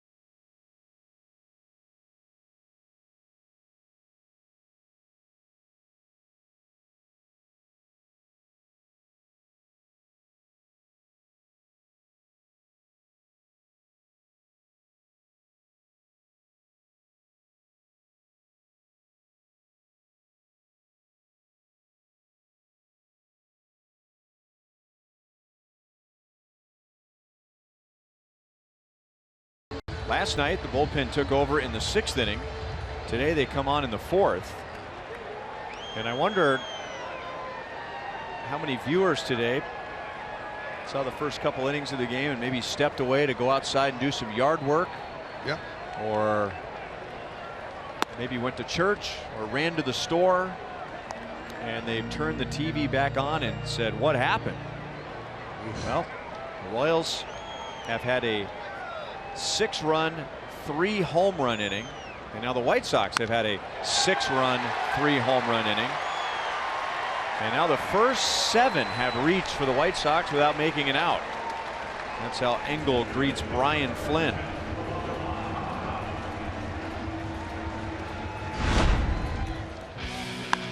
Garcia pulled his hands in on a pitch that was 4 or 5 inches inside. I mean, there's nothing wrong with the location there. That's great hitting, but that's center cut there. Fastball, middle, right there to Tim Anderson. Hits his 16th. And then that changeup there, Narvaez, he just stuck it. And just, when you're hot, you're hot. Contagious are things in baseball. And now a bunt. And Dozier takes care of Moncada. Engel moves up to second base with 1 out.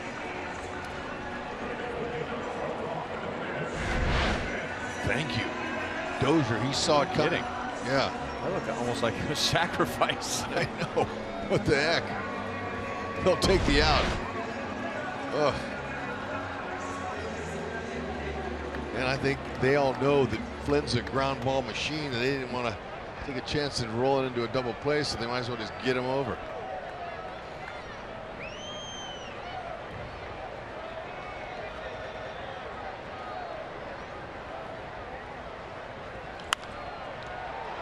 Slash foul by Sanchez.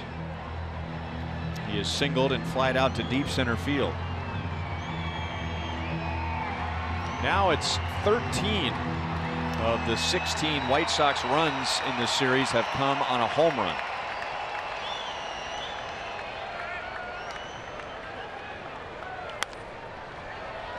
No balls, 2 strikes. Well, if Flynn has anything to do with it, he'll do the best he can to keep the ball down. He rolls up a lot of ground balls. Sinker, slider, change, and a curve.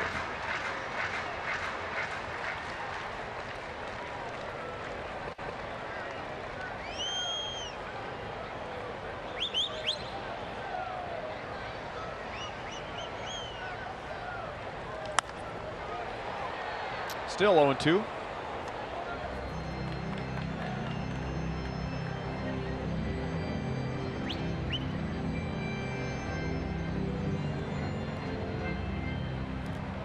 Abreu singled, Palka singled.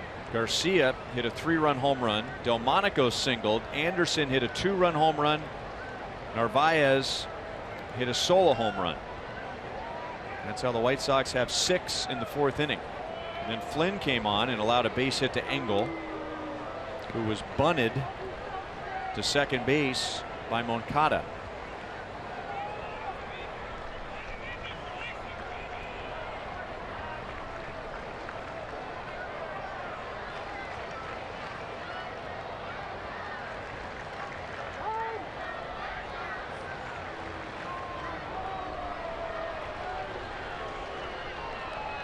Whitley, he's keeping Witt. runner. Excuse me. Witt is keeping Engel close there, so he's giving up a little bit of ground to Sanchez. And he went that way. Herrera makes the play, and Engel will tag and go to third.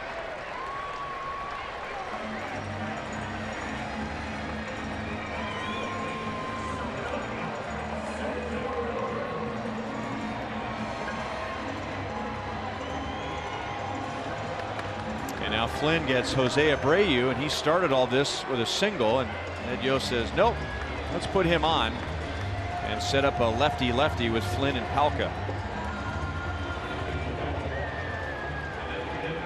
All these runs, and that's the first walk. So it's not like Philmeyer was nitpicking and walking hitters. He was throwing strikes. The White Sox were just simply on him after getting only 1 hit in the first 3 innings. Ooh.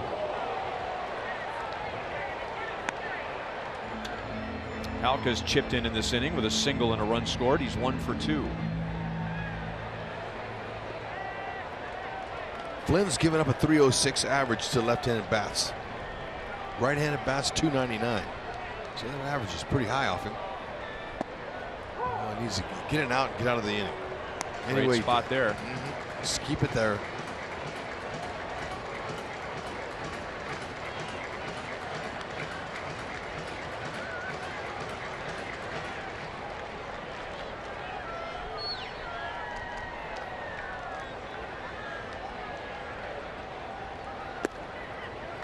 One ball, 2 strikes.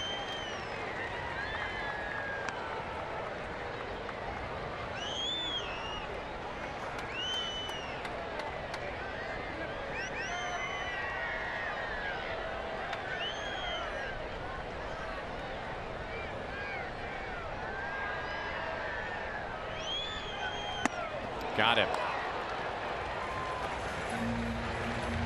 So Flynn finishes off the White Sox in the 4th, but they get 6 to tie the game.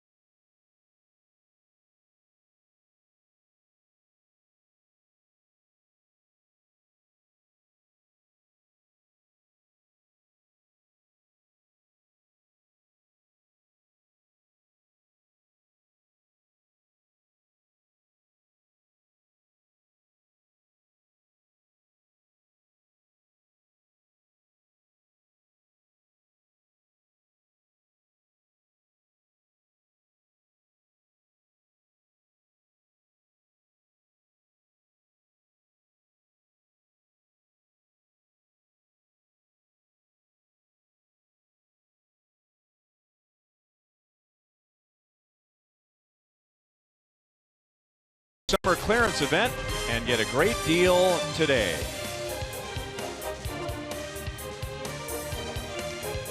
It's all or nothing here on Home Run Derby. I guess.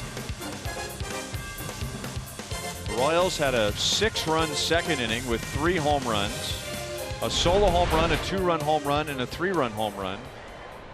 And then the White Sox had a 6-run 4th inning with a solo home run, a 2-run home run, and a 3-run home run.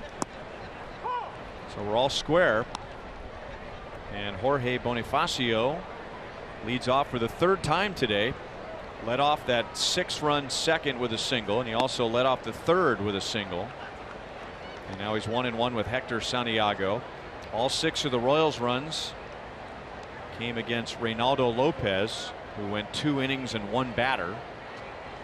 And all 6 for the White Sox were charged to Phil Meyer, who went 3 innings and 6 batters without getting an out.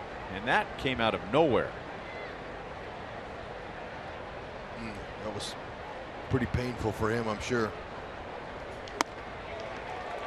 Santiago has struck out 4.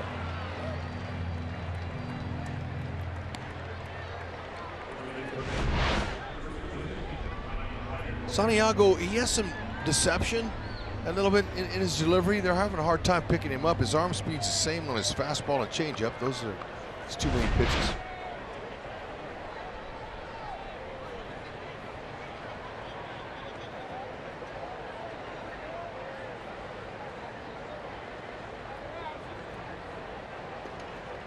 Here's Ryan O'Hearn.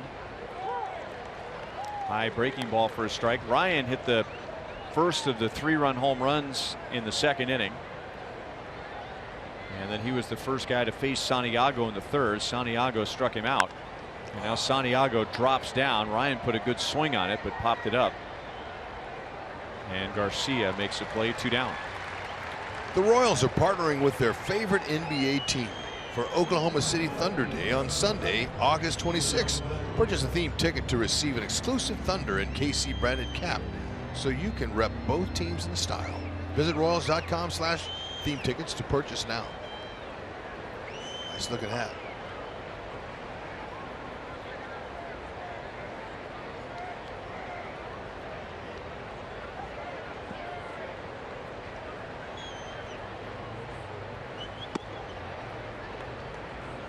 There's that changeup screwball thrown by Santiago.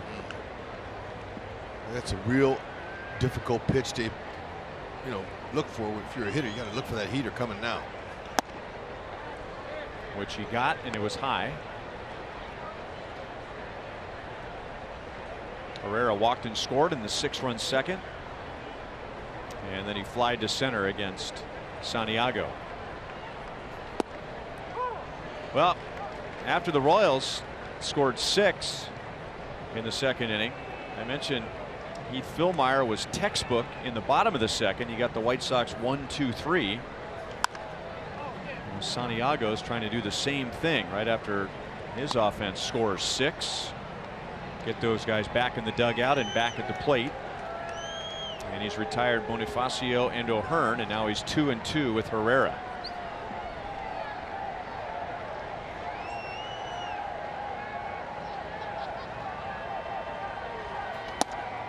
You can see on the corner of Santiago's hat Danny Farquhar's initials and his number. White Sox right-hand pitcher who had a brain aneurysm here at the ballpark. And he will pitch again, just not this year. Big strikeout game for the White Sox. They have struck out 10 Royals in 5 innings.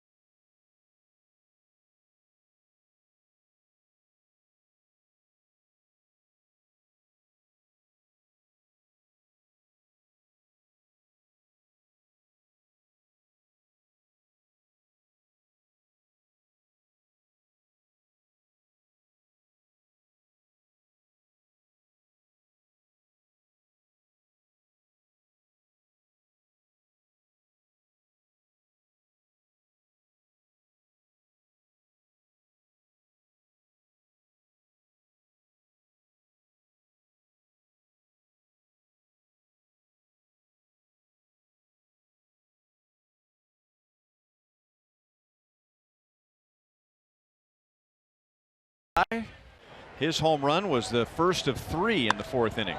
Oh man, launch angle 26, not very high off the ground, but he got it good. 104, pulled his hands in. That's ball's on inside part of the plate. Really, that's a nice swing.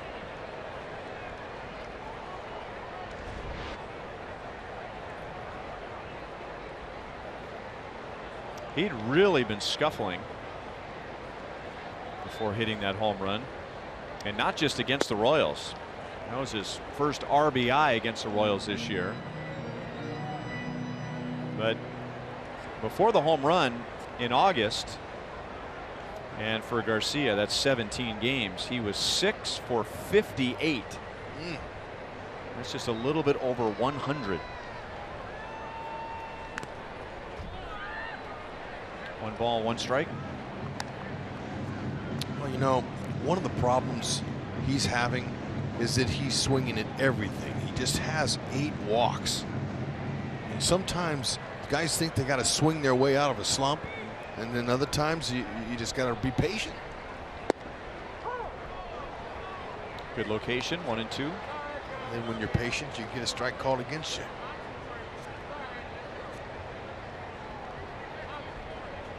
Eight walks and 235 at bats. He's a hacker.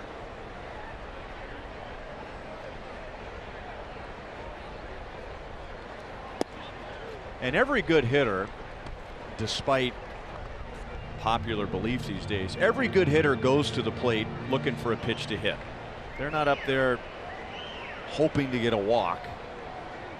They get pitched carefully because they're good hitters. So the end result is walks. He did not go around. And what I'm getting at is when you have a career year like Garcia did, you're going to get pitched differently. You're not going to get as many hittable pitches. They're going to pitch it carefully. So you either go with it and take your walks. But if you're bound and determined to keep getting hits, well, this is what can happen. Yep. Swing your way into a slump. How about that? Talked about walks and he got one. Nice work, Hud. Yeah. It's all right. Just set him up for a double play. Happy birthday, Ned Yost. He's having a very interesting birthday with a couple of 6-run innings today. Named the only manager since 2000 with a higher postseason winning percentage than Ned Yost's .710. The only manager since 2000 with a higher postseason winning percentage than Ned's .710 with at least 10 games.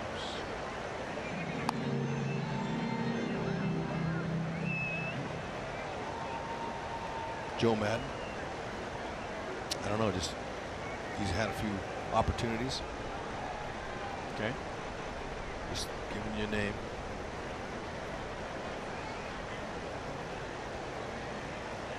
If you stretch it out to 20 games, Ned has the highest in history.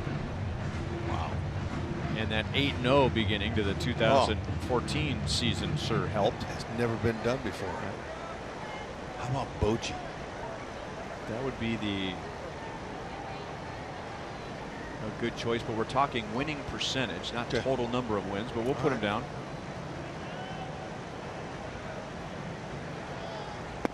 Now we're going back to 2000, Hud. Now, a long way. Bochy, you're talking about, you know, his run with the Giants, that'd be 2010. Padres. So there's a reason why we're doing 2000. He got to the World Series of the Padres, but that was crack bat, and Delmonico didn't get out of the box.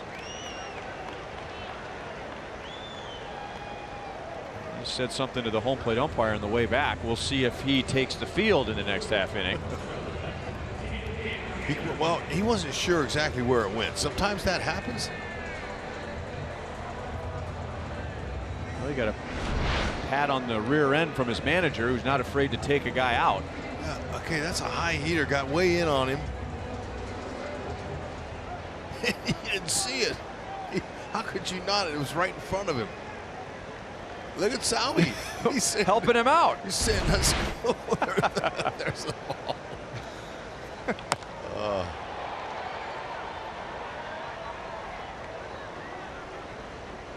Anderson's out. 2 down. How about the guy here in Chicago? Did Ozzie Guillen go to more than one postseason, or was it just 2005? Did they sweep the World Series that year? I don't think so. Because did they? They did. Okay. That was It's a big gap right there. Yep. They swept the Angels. I thought they would. They swept the Angels? I did. Yeah, they did in one of the All right. series. Well, they swept the Angels and they swept the Astros. Okay. There you go. How about that for a winning percentage? Ding, ding, ding, ding. Should we give it a shot? I think so. Ozzie Guillen. Correct. Ding, ding, ding. Way to figure it out. Partner, that a baby. All right. Get us in the win column here in the road. Here's Paul Konerko, who had a huge hit in that World Series, so much so that they made a statue out of it.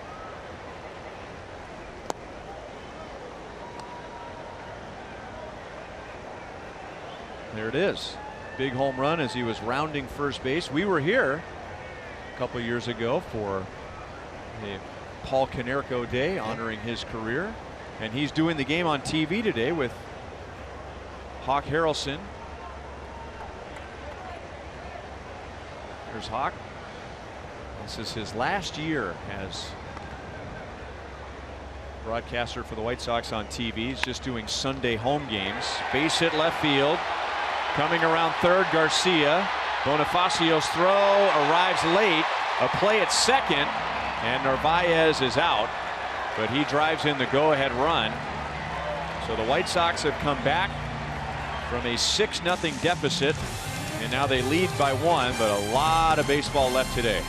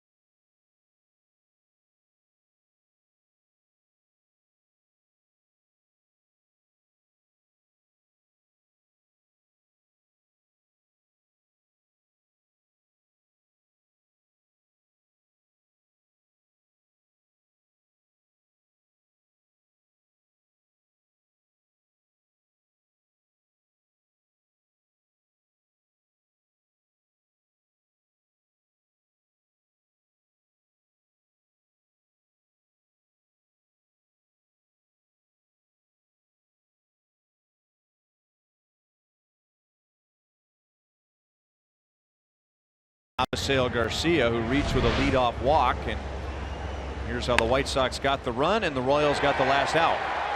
Yeah, you know, Bonifacio got off a good throw, obviously not in time, but Salvi heads up, got his feet in the right direction before he threw it. Love his footwork.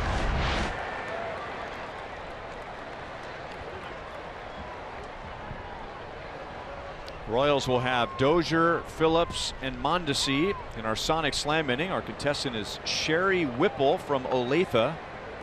If the Royals hit a home run out of the park in this inning, Sherry wins $100. We had a Sonic Slam in the game last night. Fouled away by Dozier. If the Royals hit a grand slam out of the park, Sherry wins $25 grand from Sonic and the Royals. Alex Gordon had the Sonic Slam last night. Yeah, won Jennifer some cake, I remember. And some money. What was it, 1,800? I think so. Yeah. 1,600 maybe. Okay. 16. And a red velvet cake. That's right.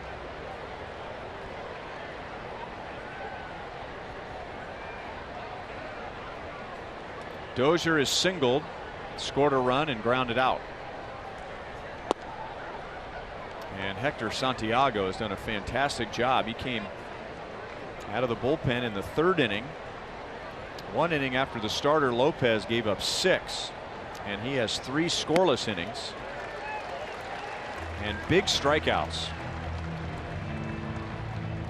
That is strikeout number 11 for a White Sox pitcher, and there's only 1 out in the 6th inning. Teasing him out of the zone.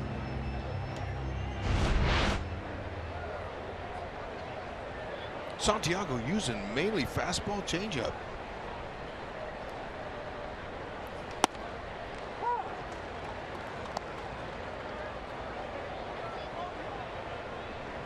Phillips has struck out twice, once against Lopez, once against Santiago.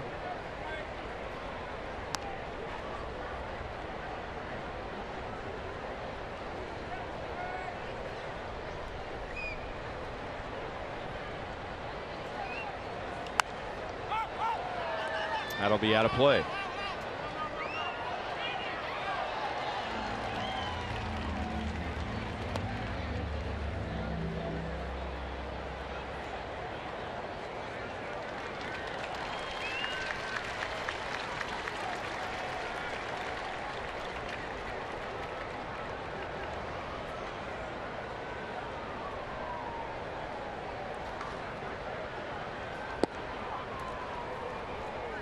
Two and two.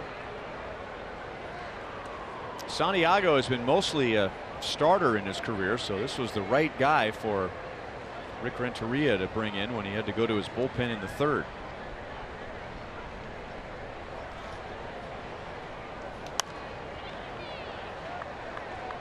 And he's made 7 starts this year.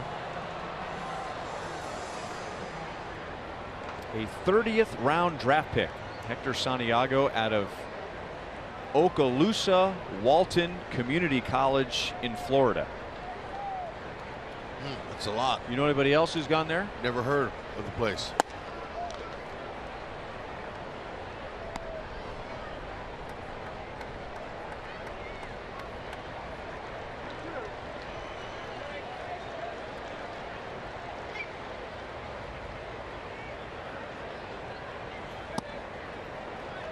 And Phillips is on with a walk. Santiago's 2nd.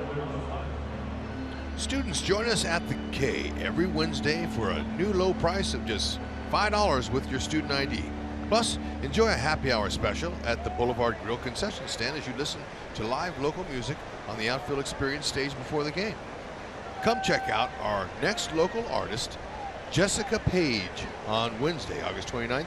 Visit Royals.com/student-night for the fullest list of bands and for tickets.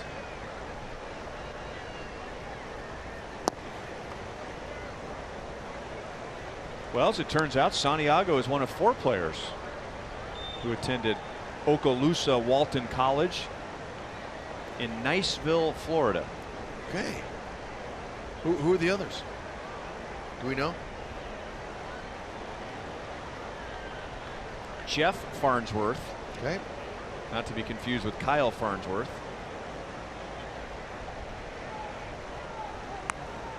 Bunted, and a good one. And Sanchez throws, no chance to get Mondesi. And the Royals have 2 on with 1 out. That's Mondesi's first hit today. Sanchez, he made a nice effort. I was almost thinking this is a pocket ball all the way. He saw it coming, but with Mondesi's speed, man, I'd like to got that on my stopwatch. See, full time right there. Good hustle.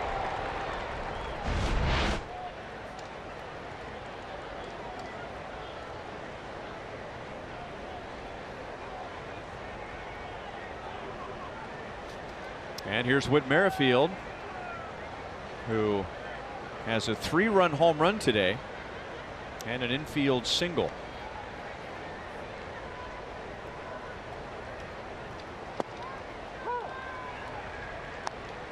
Four pitchers, Hud. Hector Santiago, Peter Monroe, Jeff Farnsworth, and Robert Coelho. Okay. All since 1999. Wow.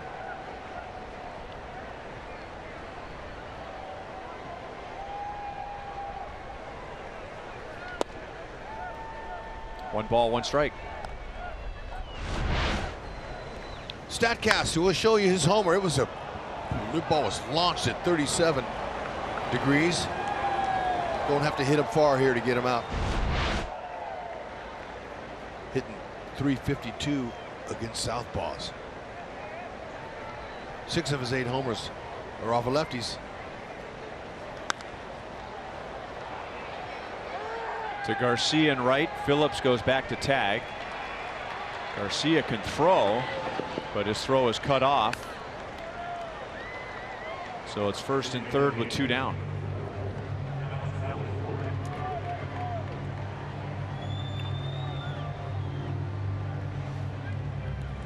Alberto Mondesi, every game will do something that you say, wow, let's check out the time on the drag bunt. Here it is. Look at the sprint speed. Home to first, 3.6. Way above average. Average is 4.2. That sprint speed over 30, elite. Love how we can measure all that nowadays.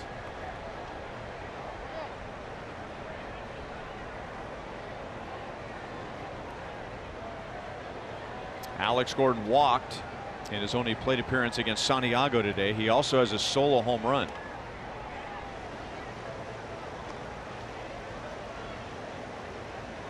The home run was against Lopez in the 6-run 2nd inning, and then he walked and stole 2nd in the 4th.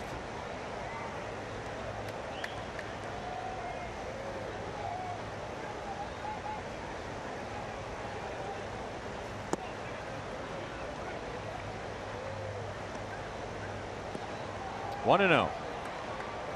Santiago's thrown 65 pitches, and they've got some backup now in the White Sox bullpen with Salvador Perez on deck.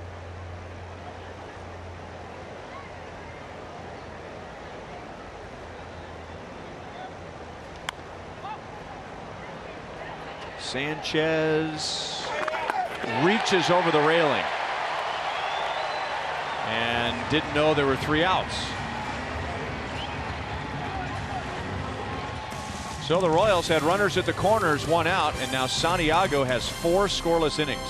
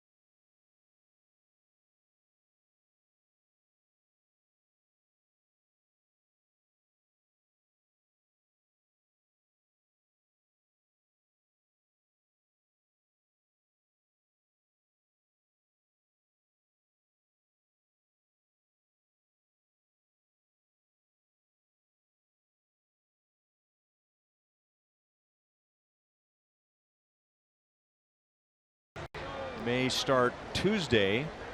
He is on the disabled list for the 2nd time this year, the 11th time in his career. And the Nationals need to get going pretty soon here. They are down by 7.5 games in the East. Yeah, they're just sputtering. They'll win a game and then lose one, and they're not putting any winning on the board consistently. Well, they're under 500. Mondesi backhands and gets Engel. Good start to the 6th inning for Brian Flynn.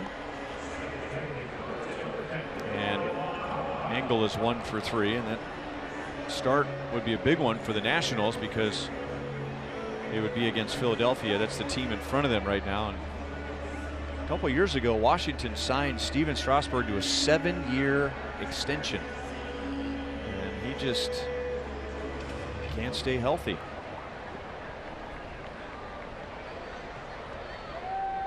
You know who beat Strasburg for the first time?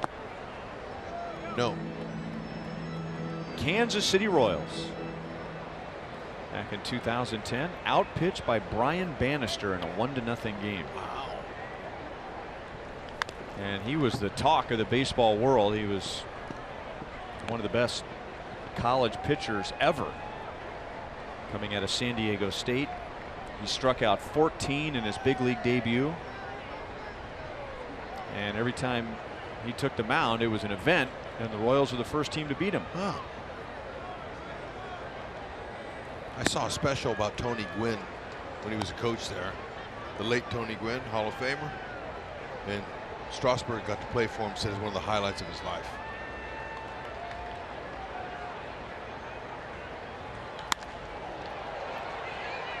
Herrera out in right field waits and takes care of Moncada. 2 up, 2 down against Flynn in the 6th inning.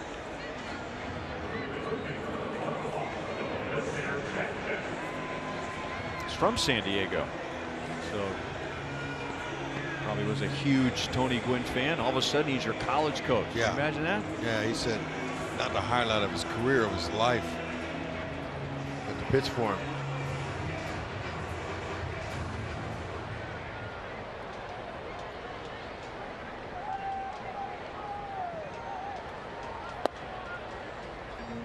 Sanchez takes down and away, ball 1.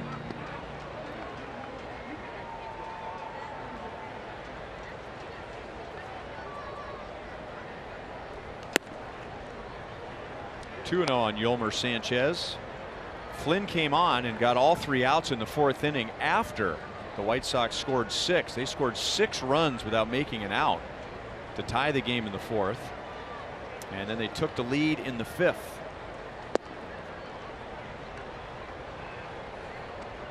Apparently that was low. 3-0. Flynn, he's taking his time getting back up on the mound on that one.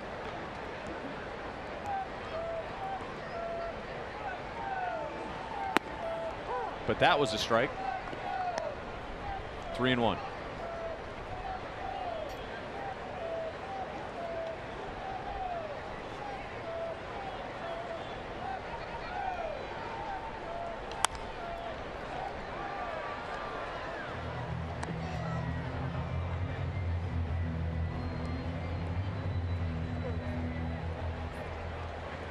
The Royals scored 6 in the 2nd inning. The White Sox scored 6 in the 4th inning. And now the difference is an Omar Narvaez RBI single in the 5th. The most heavily defended outfield lines in the world.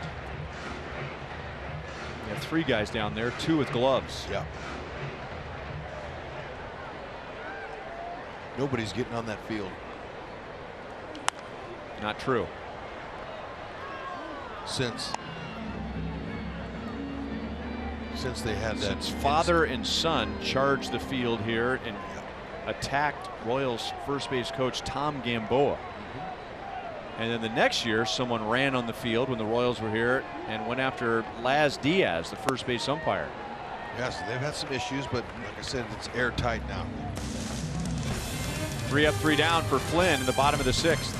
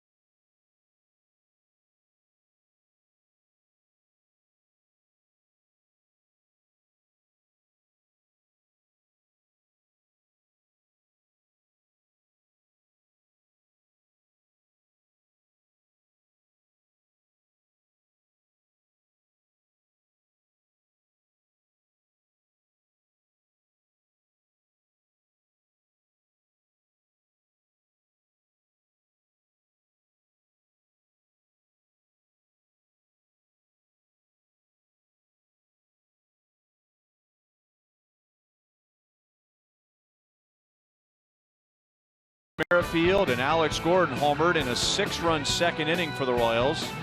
And then Garcia, Anderson, and Narvaez homered in a 6-run fourth to tie it.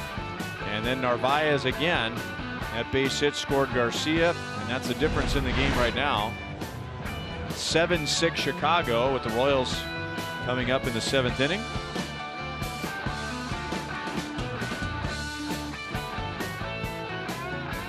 "31 home runs hit by the White Sox against the Royals this year. And now Genmar Gomez will come on for the 7th inning, replacing Hector Santiago. And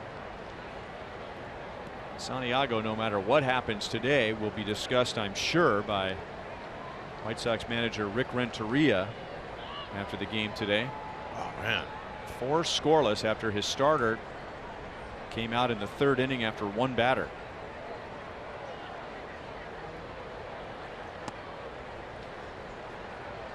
Very impressive. And you're right, Renteria, when you're a skipper and you got a guy that does that for you, boy, you really do make high marks. Now let's see if Genmar Gomez, a soft tossing righty, can shut down the Royals. Not overpowering, 86 to 90. Slider, change, sinker.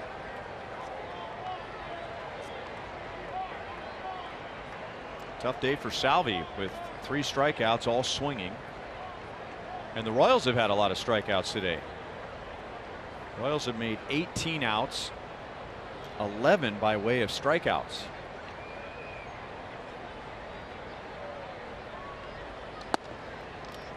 Almost hit him.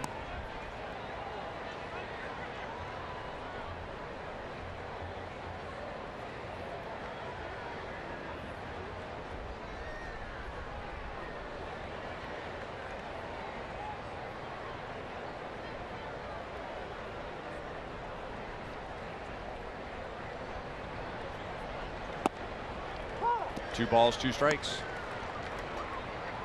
Working that slider. I want to throw Salvi anything straight.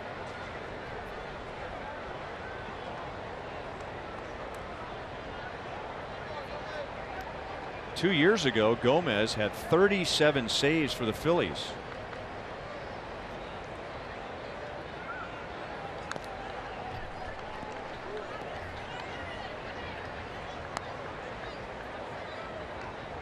Out of the Indians organization.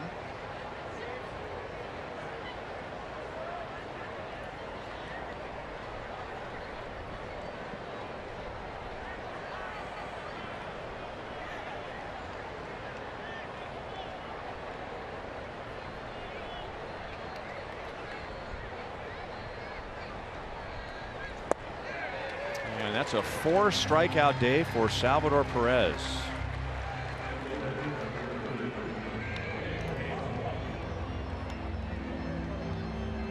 Looking back at Hector Santiago in his day, 4 scoreless innings. Here's the Pizza Ranch for the win pitching line. He of Okaloosa Walton Community College in Niceville, Florida. And he had a nice fastball today, and he's locating it perfectly. Fastball change. I didn't even see him throw any breaking balls. By the way, Okaloosa Walton is now Northwest Florida State College. Okay. Attended by Jacob Randa. Wow. Which makes me feel old.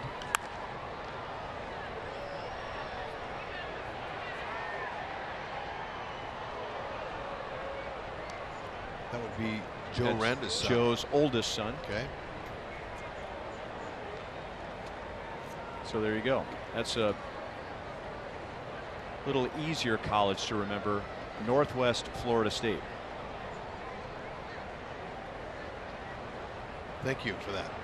You're welcome. Yeah. I know that had been bothering you all day. Well, I was wondering, man, I've never heard of that college before, and then they changed the name to something easier. Makes sense.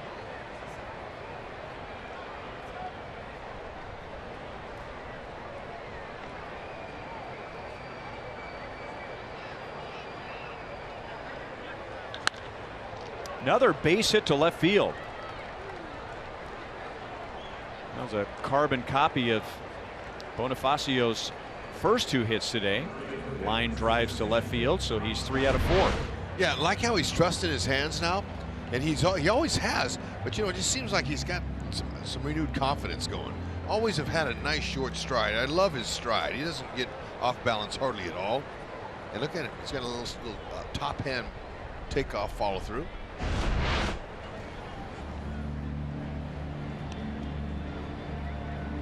Start mixing and matching here late in the game.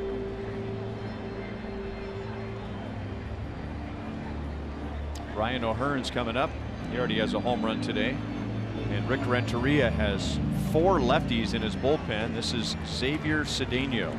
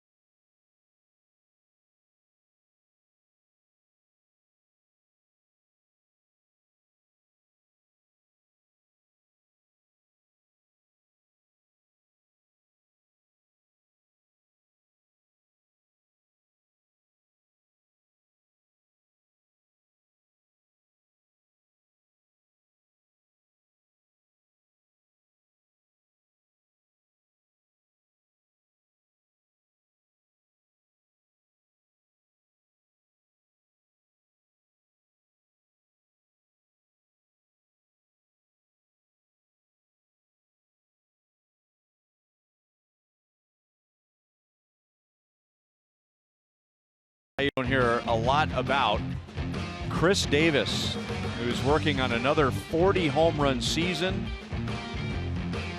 That put Oakland out in front as they go for the sweep over the Astros. And we were telling you last night, 2 months ago, the Oakland A's were in 4th place. They were 12 games out, and if they win today, they will pass the Astros and take over 1st place in the West. Yeah, and you know, AJ Hinch, their Houston manager's always well composed. You know, he's a sharp guy, but on his interviews lately, you could see it in him. He's a little bit concerned that his team's slipping. You can hear it in him too. A little bit of shakiness. Not real confident. White Sox bring on a lefty for Ryan O'Hearn. He's 1 for 3 with a 2-run home run. And he bats with Bonifacio at first base and 1 out.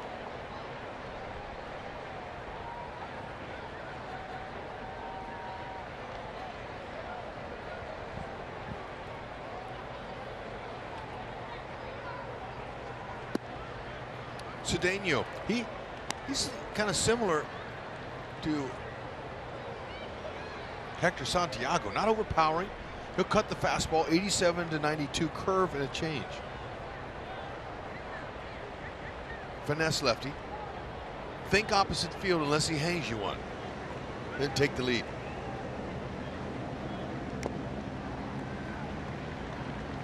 Two balls, 1 strike. Ball flying out of the yard here at guaranteed rate. And it's not even that hot today. Very pleasant. We had a day in the mid-90s today. Wow.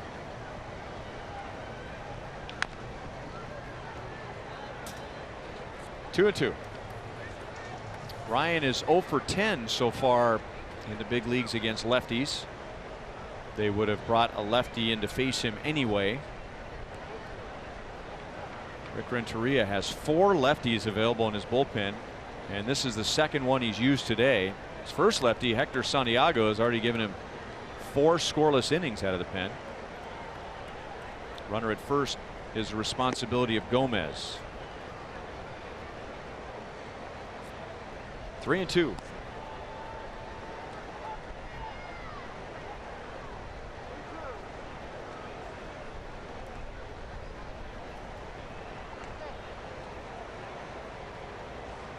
Get Bonifacio moving here. Why not? He's not a hard thrower, Cedeno. Nope. Doesn't look like he's going anywhere.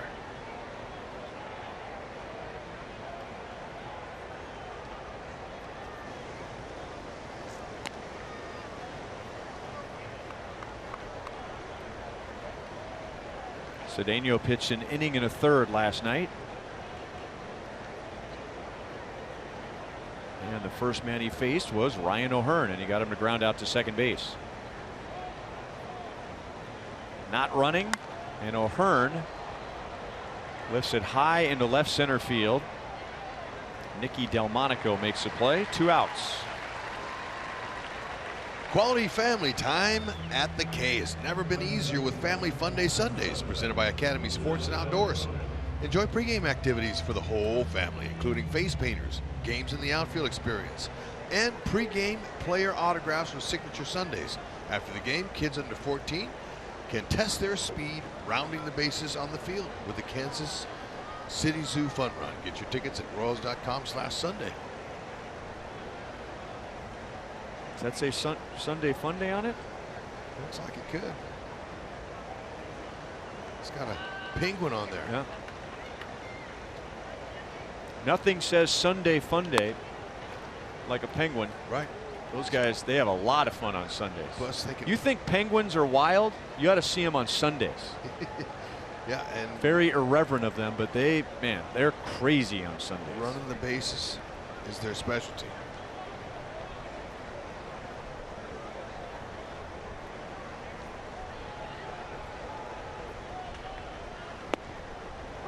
One and one on Herrera. Got to really wait on Cedeno. He's trying to trick you. He's not a fastball specialist. Got to use it though.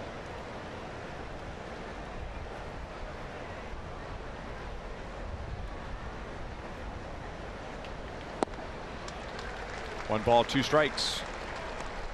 There's one there.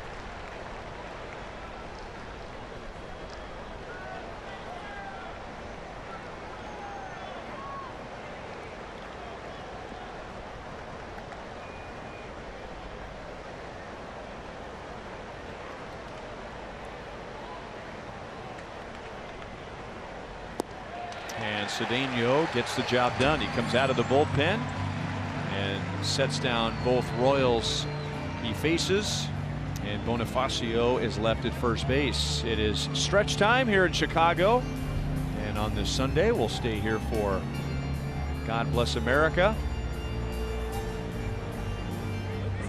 And let's go down to the field, and performing God Bless America right behind home plate is Miles Hayes. Please welcome Miles Hayes for the singing of God Bless America. God bless America, land that I love. Stand beside her and guide her through the night with the light from above. From the mountains to the prairies, to the oceans wide with foam. God bless America, my home sweet home. God bless America, my home sweet home.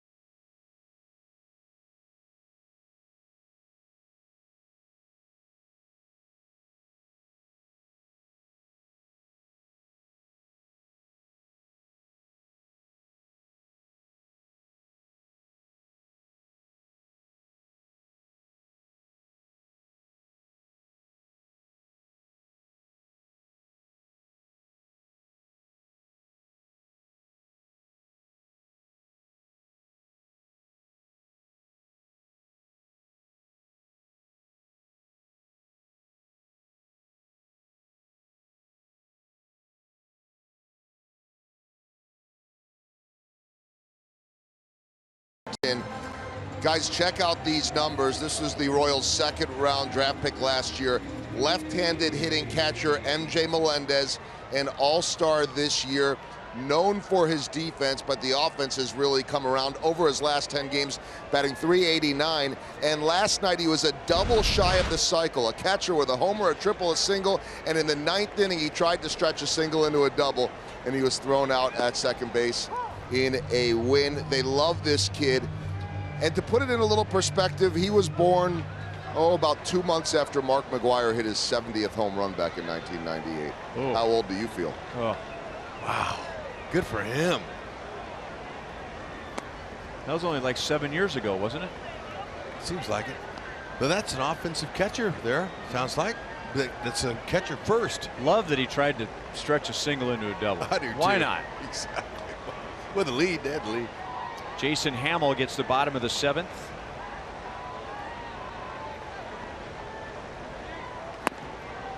One and two against Jose Abreu. Heath Fillmyer began his day with 3 scoreless innings and gave up 1 hit, and he had a 6-0 lead. And then the White Sox, in an inning that Abreu led off, scored 6 runs to tie it without making an out, hitting 3 home runs. And then Brian Flynn pitched the next 3 innings out of the Royals bullpen. He gave up 1 run. He is the pitcher of record.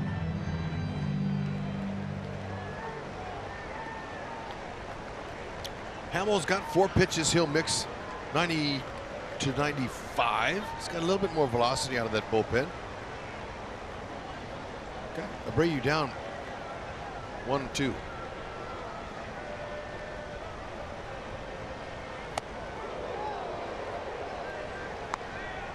Chin music, we used to call it. Yep. I think it's appropriate nowadays they call it that. When Bruce Chen was pitching, it was Chen music. Yeah. He's Bruce, oh boy. Fastball struck him out. A good start for Jason Hamill. Folks, join Fox Sports Kansas City at the Kansas City Marathon on Saturday, October 20th. Distance options include a 5K, 10K, and half and full marathons. All runners receive a shirt and finisher's medal, along with free food and free beer. After the race, start your training and get registered at kcmarathon.org.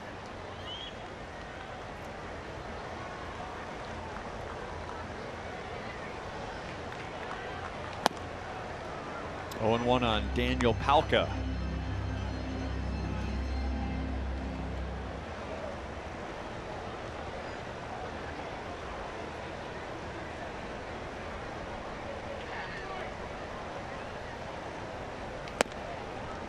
Now, Hud, my next job as a pitching coach will be my first.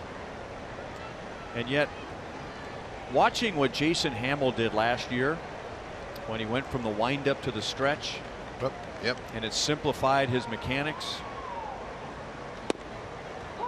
1 ball, 2 strikes. He's had a tough year this year, but really helped him last year. I can't help but wonder what that might do for Brandon Maurer if he just went to the stretch. It's especially when you're a big guy. A lot of moving parts. That works for guys like him. And it's working for him. Yeah, 2 strikeouts. Middle of the order, 2, 3, and 4 guys made it look easy. Yep, just simplifies. And I think really Maurer's key recently is just more sliders. It's a good pitch. He just has confidence in it. He's using a lot of it. Hamill's working his fastball today.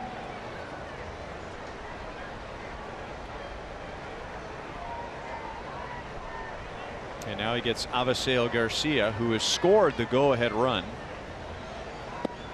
Now, the theory behind pitching exclusively out of the stretch, number 1, pitchers can loosen up quicker because they don't have to worry about the windup and the stretch. Number 2, it helps them simplify their mechanics. And number 3, and this really applies to all pitchers, And it might be why we're seeing even more starters pitching out of the stretch, or that abbreviated windup. You make your biggest pitches during the game out of the stretch position. Yep.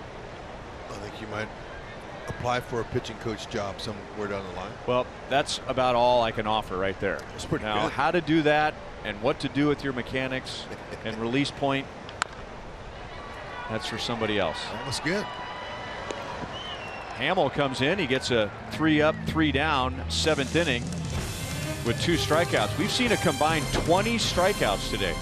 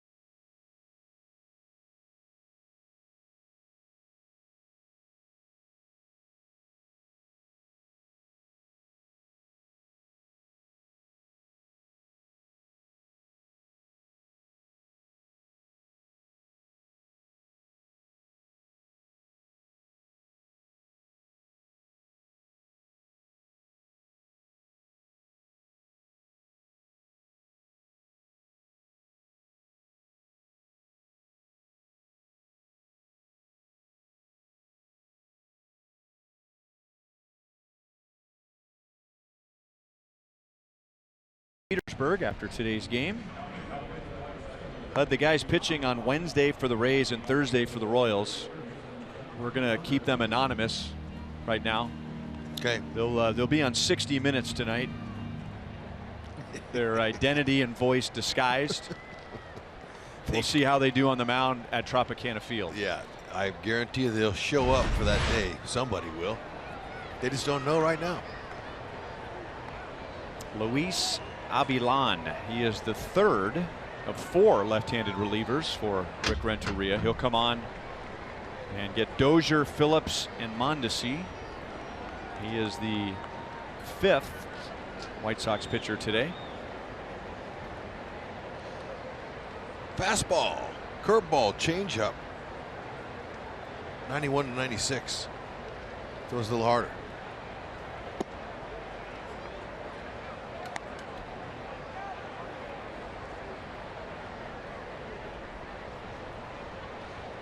Dozier's 1 for 3. The Royals scored 6 in the 2nd. The White Sox scored 6 in the 4th. Almost identical innings. All 6 runs came by way of a home run. Both teams had a solo home run, a 2-run home run, and a 3-run home run in their big innings. But right now the difference is Omar Narvaez 2-out RBI single in the 5th.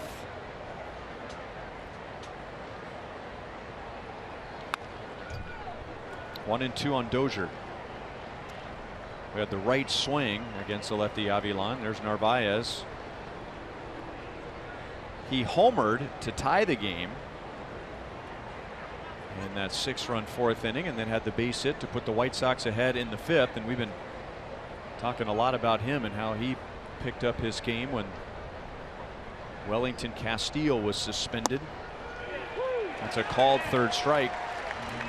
And of the 22 outs the Royals have made today, 14 have been strikeouts. Way too many. That one looking. Avilan throws pretty decent, got a decent fastball, but he seemed to throw some good off-speed pitches to Dozier. Got the top of the zone there with a heater.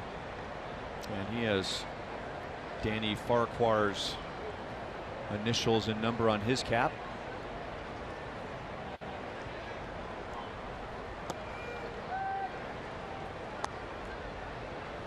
Farquhar had just pitched a game, and when he went to the dugout, passed out. And fortunately, he was here with people around him and a medical staff that was ready to respond, and was diagnosed with a ruptured brain aneurysm, which you've had. I had a hemorrhage. Brain hemorrhage. Yeah. Aneurysm is a burst of the vessel in the brain. Mine just leaked. Of course, we all know it leaks on occasions now, but that'll give you a headache.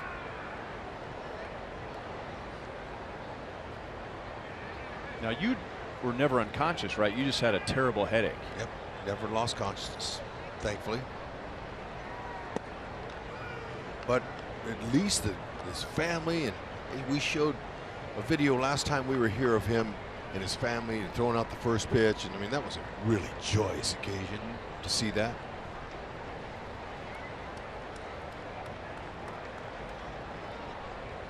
That was back in April when he went down, and he will pitch again, just not this year.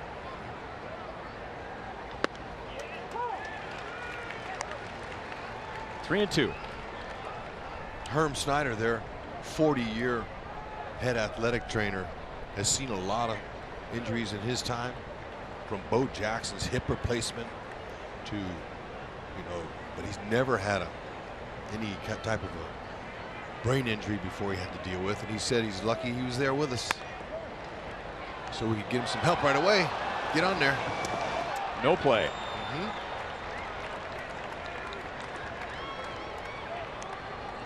And it's an error on Yoan Moncada. That is his 17th error of the year, most among Major League second basemen. Yeah, now this is a short hop pick again, and he was coming to get it because Phillips can run, so he made the right decision to come and get it short hop, except it hit high on the palm. He misjudged it.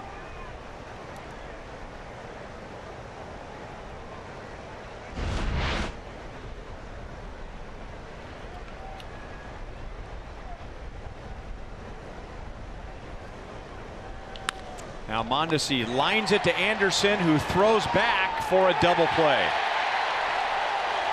Phillips thinks he got back in time, and Abreu, White Sox first baseman, he was in no hurry to get back to the dugout.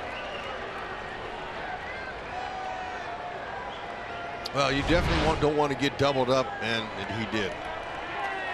This is a nice play by Anderson.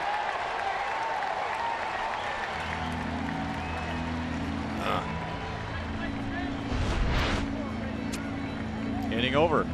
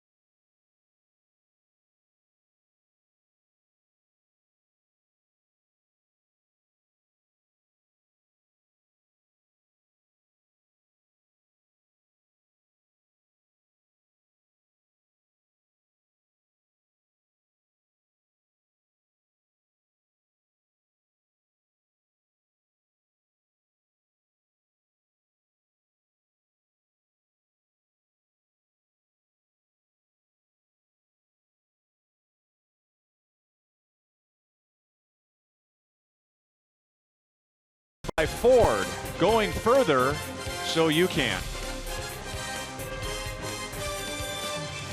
Interesting structure there.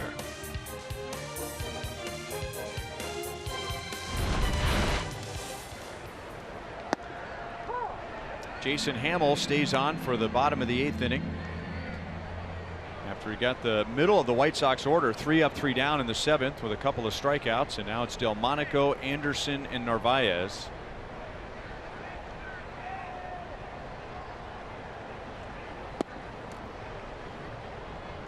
It has been a strange game. It's been the combination of an exciting game and a very uneventful game at the same time. 13 runs have been scored in just 3 half innings. 2 6-run innings and a 1-run inning. And not much outside of that as Delmonico chops it out to Mondesi. And Nicky Delmonico is 1 for 4. And now Tim Anderson comes to the plate.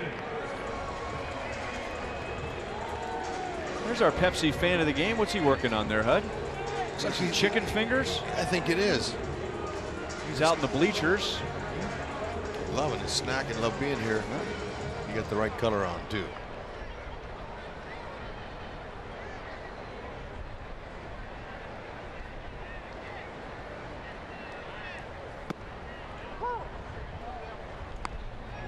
Slider for a strike to Tim Anderson. He had one of the 3 home runs in Chicago's 6-run 4th inning.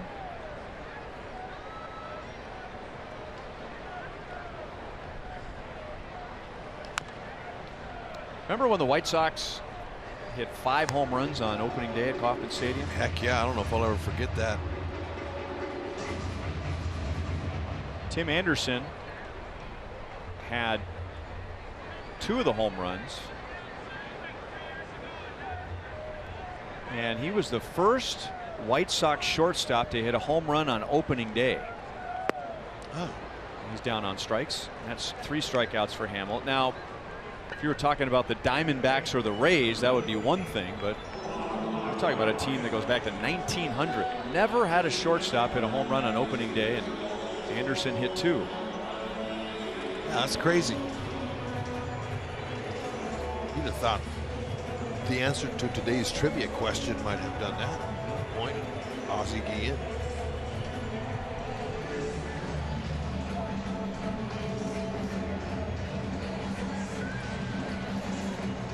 Here's Omar Narvaez. He has the 2 biggest RBIs for the White Sox today, with a game-tying home run in the 4th and a go-ahead RBI single in the 5th.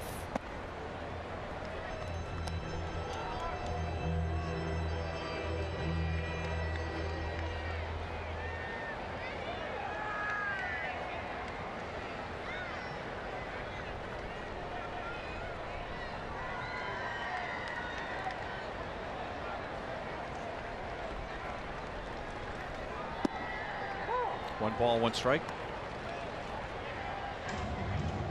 White Sox signed Wellington Castillo, who had spent some time on the other side of town with the Cubs, to be their regular catcher, but in late May he was suspended for violating Major League Baseball's performance enhancing drug policy. So it was an opportunity for Narvaez, and he ran with it. And if you go back to June 1st, Narvaez is hitting over 350.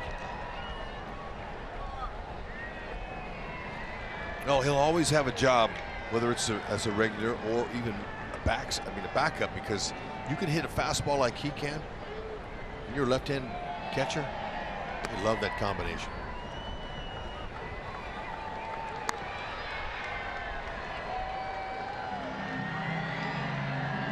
He's a Rule 5 guy, Narvaez, but he is a minor league Rule 5 guy.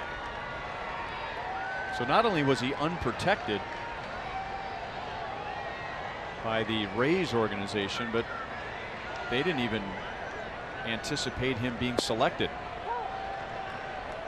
Teams will have players that they think could go in the Rule 5, so they'll put them on the AAA roster, because if you're taken, you have to go to the next level.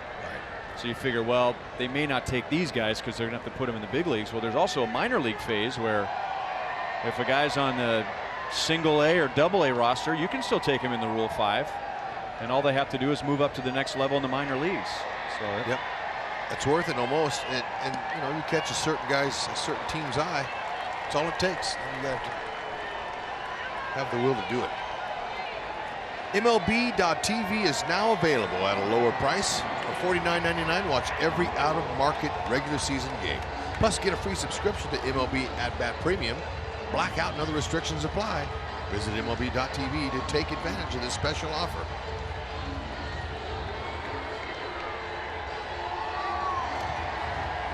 we've had great weather this weekend in Chicago. This is the deciding game of the series. The Royals were here just a couple of weeks ago and took 2 out of 3 in Chicago. Now Engel drops one into center field. Narvaez going on contact, thought about it. Phillips' throw was strong, but it was offline. But Narvaez had already hit the brakes. And now the White Sox have 2 on with 2 out. That's Engel's second hit today. Yep, we've seen Phillips get close to catching a lot of these here. He has great acceleration to the ball, but not there. Dozier made a nice little diamond catch to keep a force at any base here.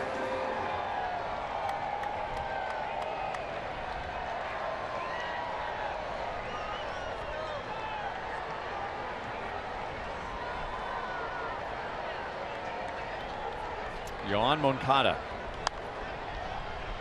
didn't get a very good swing and fouled it away. The White Sox scored 6 runs in the 4th inning. The first 7 reached, and then he bunted. Yeah, and it was an obvious rally killer.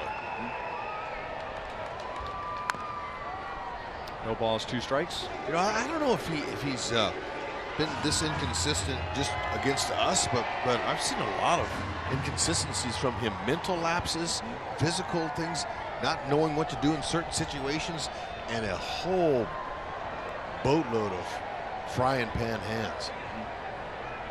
You can see the physical ability. I mean, he's built like an NFL player, but yeah, it seems to be feel for the game, natural feel for the game isn't quite there. 1 ball, 2 strikes. And then, sorry, Hud, but you wonder about the pressure. I mean, he came here regarded as the best prospect in baseball. And how much does that hang over his head every time he puts a uniform on? Hamill strikes him out. And Hamill strikes out 4 in 2 scoreless innings. Top of the order coming up with the Royals down by 1 in the 9th.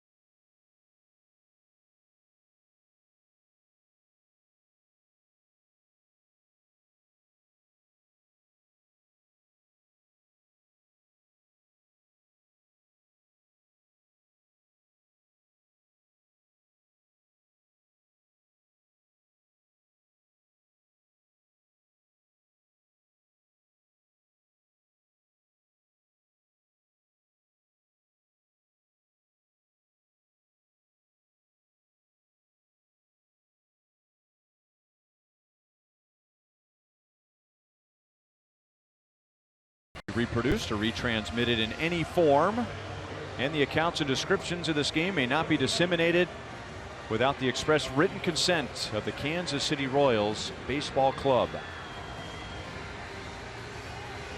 Ryan Lefevre with Rex Hudler and Joel Goldberg, and coming up after the game, Joel will have Boulevard Royals Live. We'll hear from Ned Yost, other reaction from the Royals clubhouse. A slugfest today.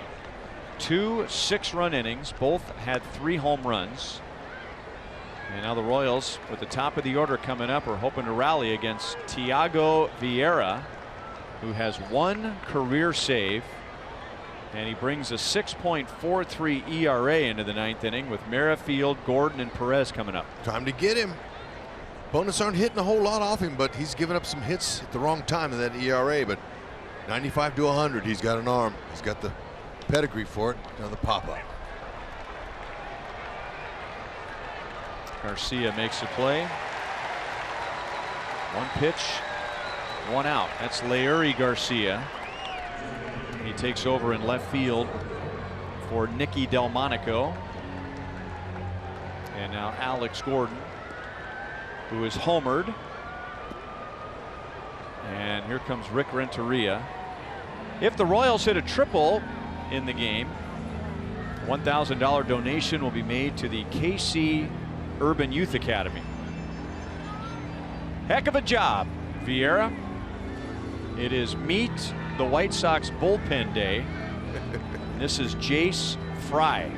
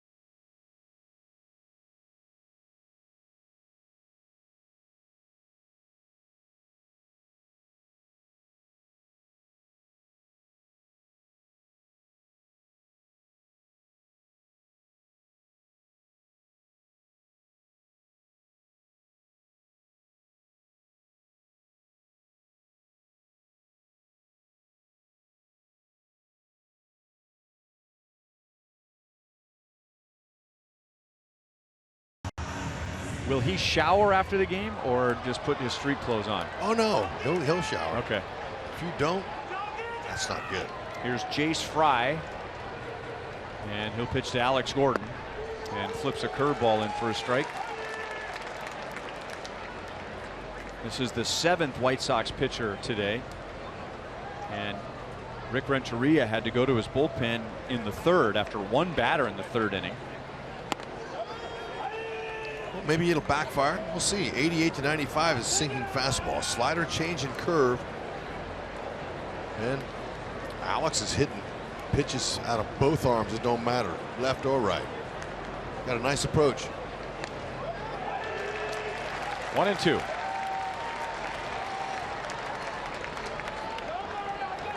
Alex's home run in the 2nd inning was his 169th, tying Hal McRae for 4th on the Royals all-time list. 2-2 with Salvador Perez on deck.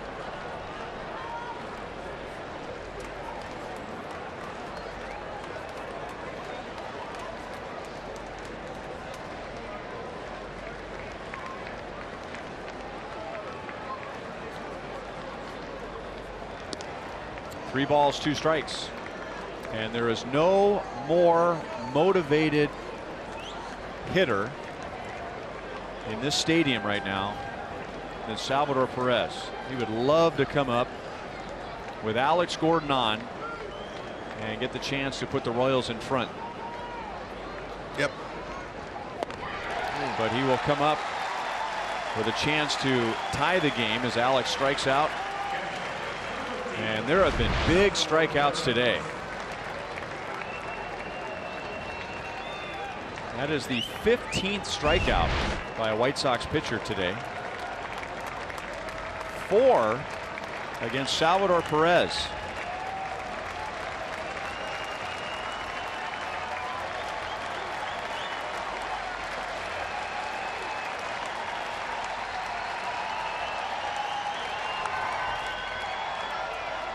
Oh and 1.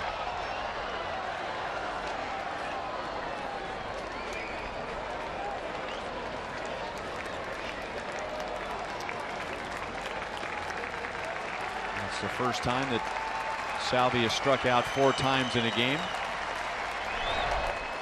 1 ball, 1 strike. Just the first?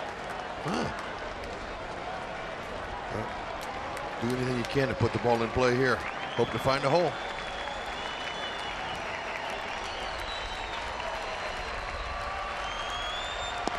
Almost got him on the foot.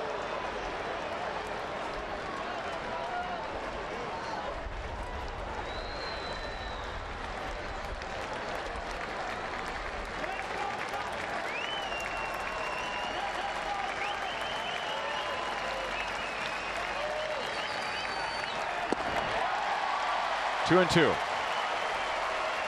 Salvi wants to know if that was a strike.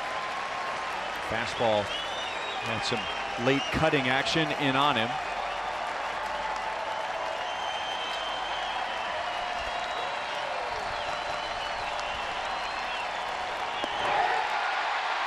And Fry strikes out Salvador Perez. 16 strikeouts for White Sox pitchers today, and Chicago comes back after the Royals took a 6-0 lead in the 2nd inning. White Sox win this series, and they clinch the season series from the Royals for a 2nd consecutive season. Final score 7-6. We'll be right back.